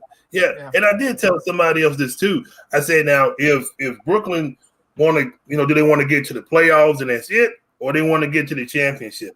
I said, now, if they get to the championship, they want to get James Harden. If they just want to go to the playoffs and get eliminated in the first round, they don't want Harden. I said, now, they want Harden, but only thing they got to do is just get Kyrie Irving on board. But whatever's going on, like I said, it has to be fixed. Somebody has to do something because this guy, he's going to run it, into the ground. But they got to win a championship. If they don't win it by next year or the year after, I'm going to give them time. If they don't win it, it's a bust. Somebody got to go from there. But, Steve Nash, he's sitting there thinking, what did I sign myself up to? I mean, like you said it best, James Harden is going to dribble before he shoots. And imagine how Kevin Durant's going to feel when James Harden's not dribbling the whole time. Kyrie Irving is shooting. I just don't like the chemistry. And I hate the idea Jarrett Allen left. That's bad. He was really developing, and he, 22 years old, a future all-star, such a defensive presence that they lost. What could I say? Yeah. Samuel, Jack is a huge Brooklyn Nets fan. So, I mean, he was. I put it on hold. I'm rooting for the Knicks now, and the Nets, I put them on hold. Right. So turn into, we won't be able to talk to you. We'll see your show on Northeast Streaming Sports, but we won't be able to talk to you about the playoffs coming up this weekend.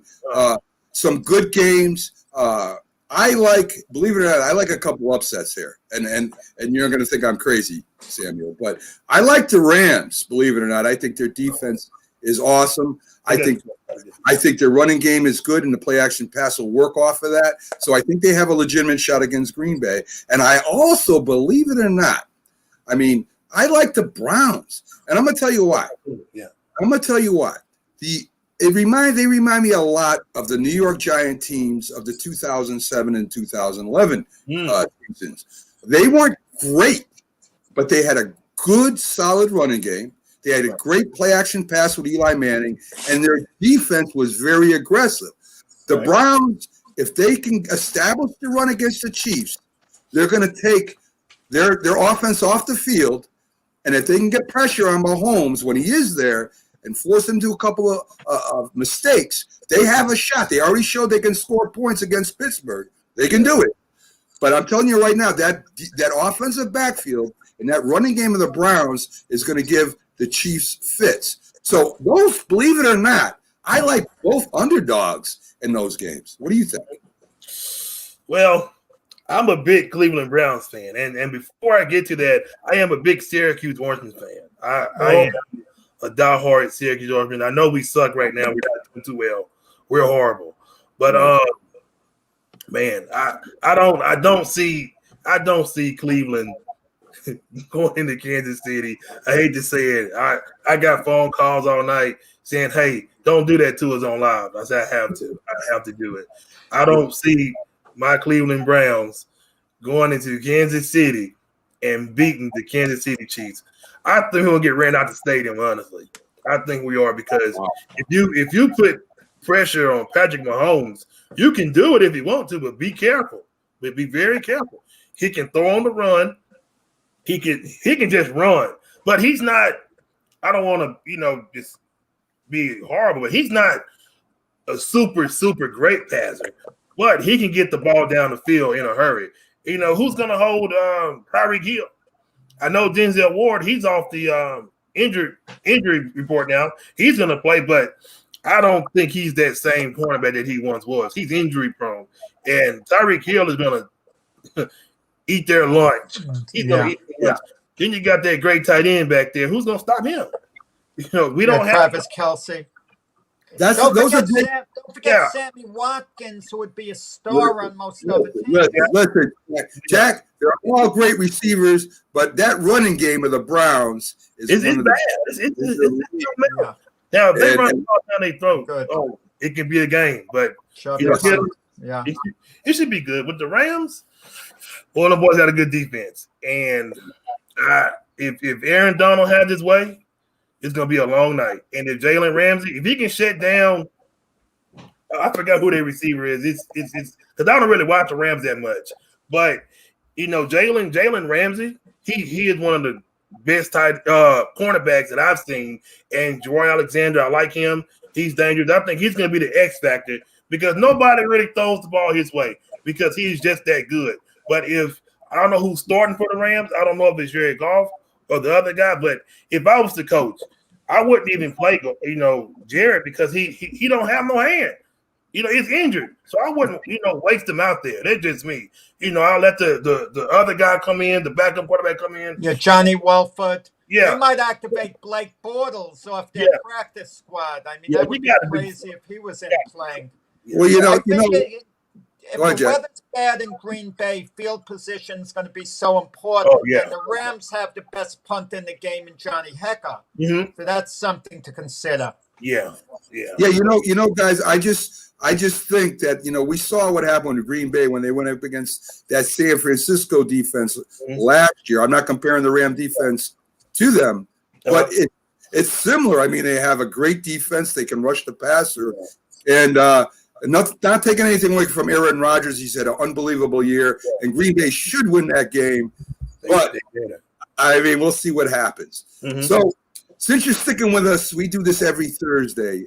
Okay, Samuel. It's called the Thought of the Day, and this is where I go off, kind of in La La Land a little bit. Where.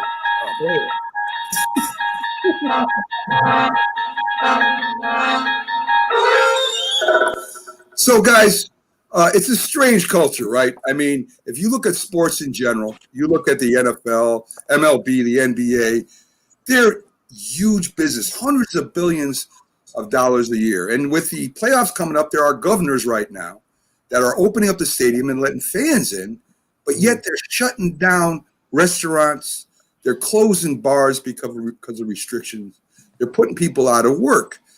We have people losing their jobs, but yet we're rooting for these multi-million-dollar contracts to be signed by players that we don't even know. And there's such a huge disparity between what we do and what they do. And my theory on this, guys, and I have a lot of theories that I think about all day when I'm not doing nothing, which is about 10 seconds. My theory is that it's all about fantasy, right? We all fantasized about playing football or baseball and what we would do there. And that's why fantasy football is so huge. We pretend we're GMs or owners of teams, which we're not. But it's a huge business. Another huge business, a betting business. And, of course, we make our bets on our teams, and we have our fandom and all that stuff.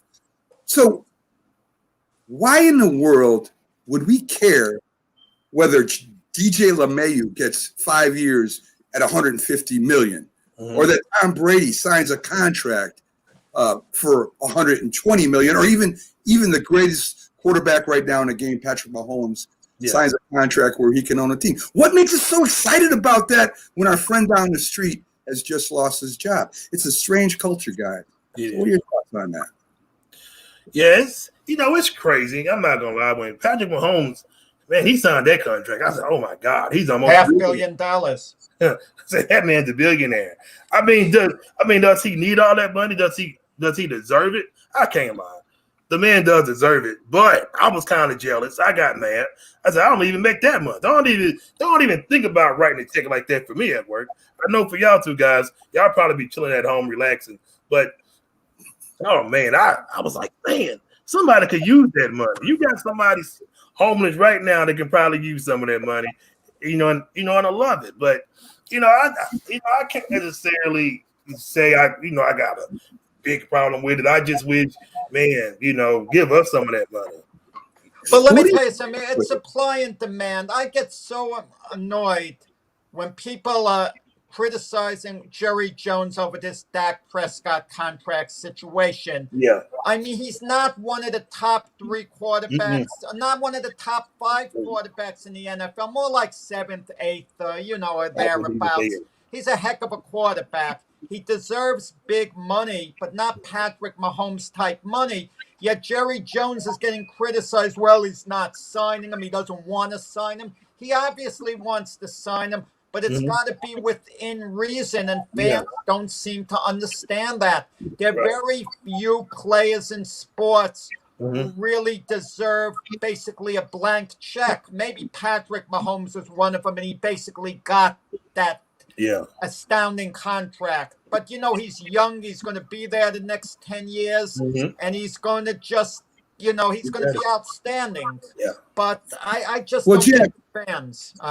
Jack, what do you think about my thought, though? That's a very great dissertation you did on Patrick Mahomes and that. Well, but I think your thoughts what I'm saying is, what has happened to community? Why are we so excited about a guy that we don't even know when our neighbor lost his job? I mean, to me, things change, and I know the internet's here, and we're Facebook, and we're doing this show that way. And listen, I got no problem with anything. It's just a little confusing to me that at one time we were more worried about the guy down the hallway than we were about the guy in Los Angeles. Now it seems to be totally different. And I just don't understand that. So, Jack? Listen, it's more important that money be given to charitable causes than players. I get that. It's more important. But sports is entertainment. We want to be entertained. And we're entertained more when we have a team that wins. If a team is a notorious loser, we don't enjoy watching the games much. We don't get a buzz. But if we have a winning team, there's a certain pride. We get caught up in it. It's entertainment. It's no different from singers or this or that. I get it. The charitable causes are much more important. But let's say take an owner of a sports team, and he says, I'm going to pay my players the least amount I can because I want to put the money into the community. We'll say he's a great human being, He's such a decent, honorable person, but we're not going to watch his product as much. We're not going to pay for his product as much because his product isn't as entertaining to us. That's just the reality of it. I agree, guys. And again, it is what it is, but it's just weird how things have changed in the last 20 to 30 years.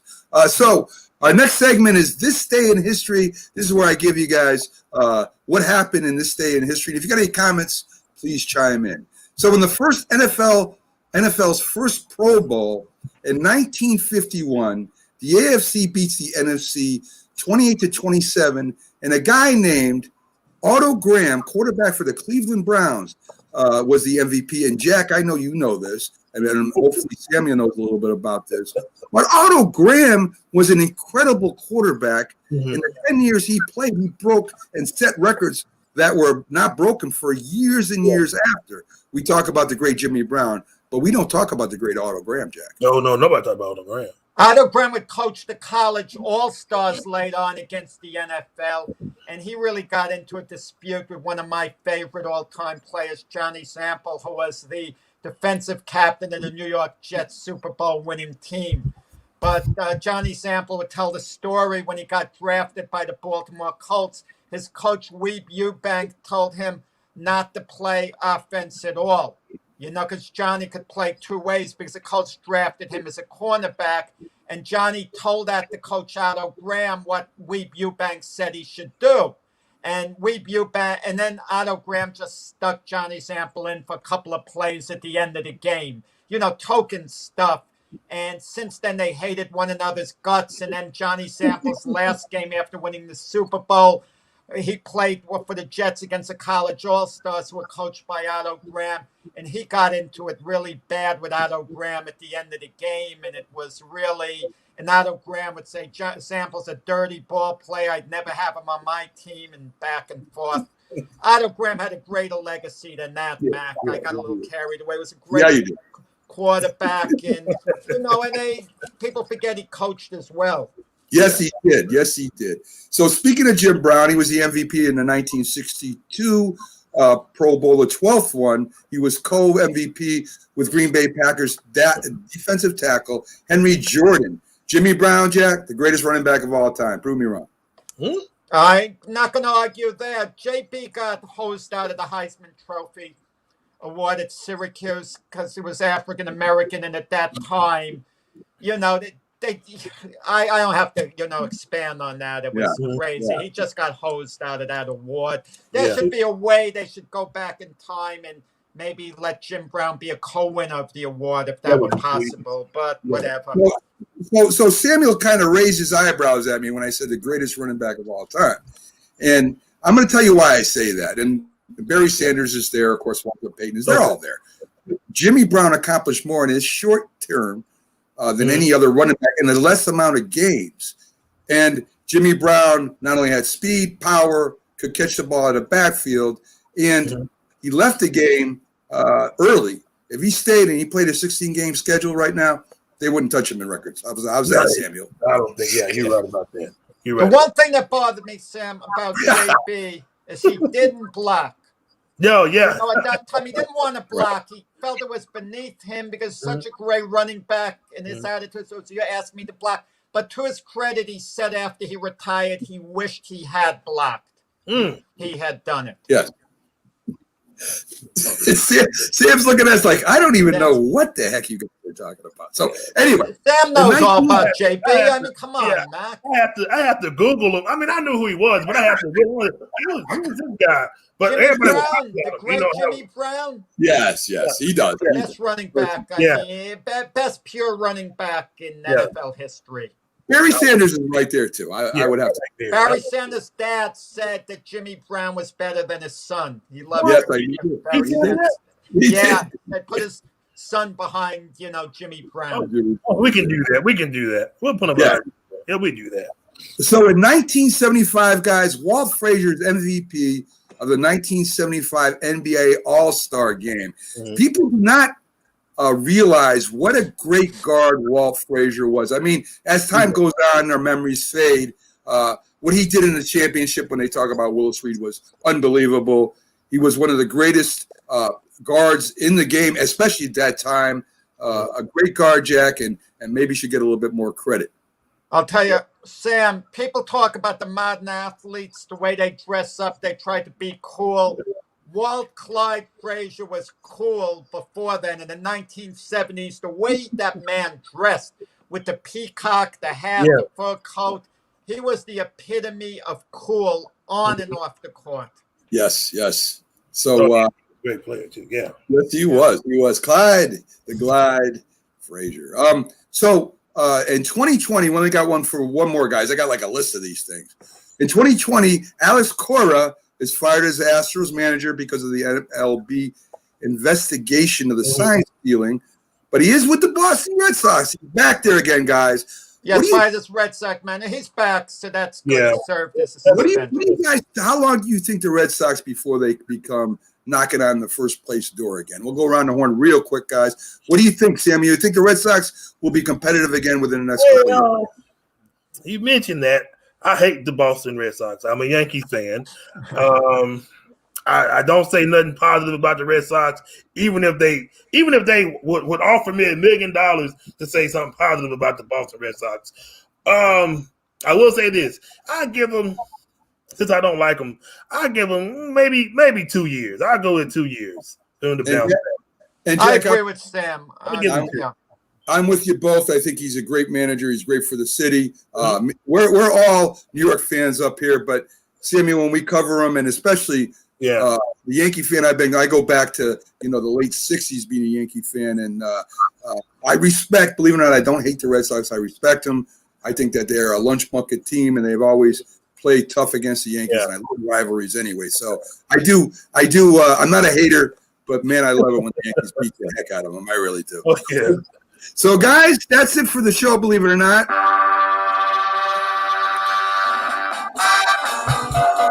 Thanks to all our guests coming in today. Iceman, John Scully, Hunter B with the NHL, and, of course, our last case here, Samuel Shaw. Thank you for joining, Sam. We enjoyed having you, and have a great time doing your thing with your podcast. Hopefully, it grows for you and everything works out because you are good at what you do. Thanks for coming in. Thanks, guys. Sam. Good luck. Guys, have a great day. We'll see you tomorrow with Byron Williams, ex-Giants wide receiver, as our NFL analyst, and also Keith Angle from TGI Sports, a great broadcaster. We'll see you all tomorrow. Thank you for joining.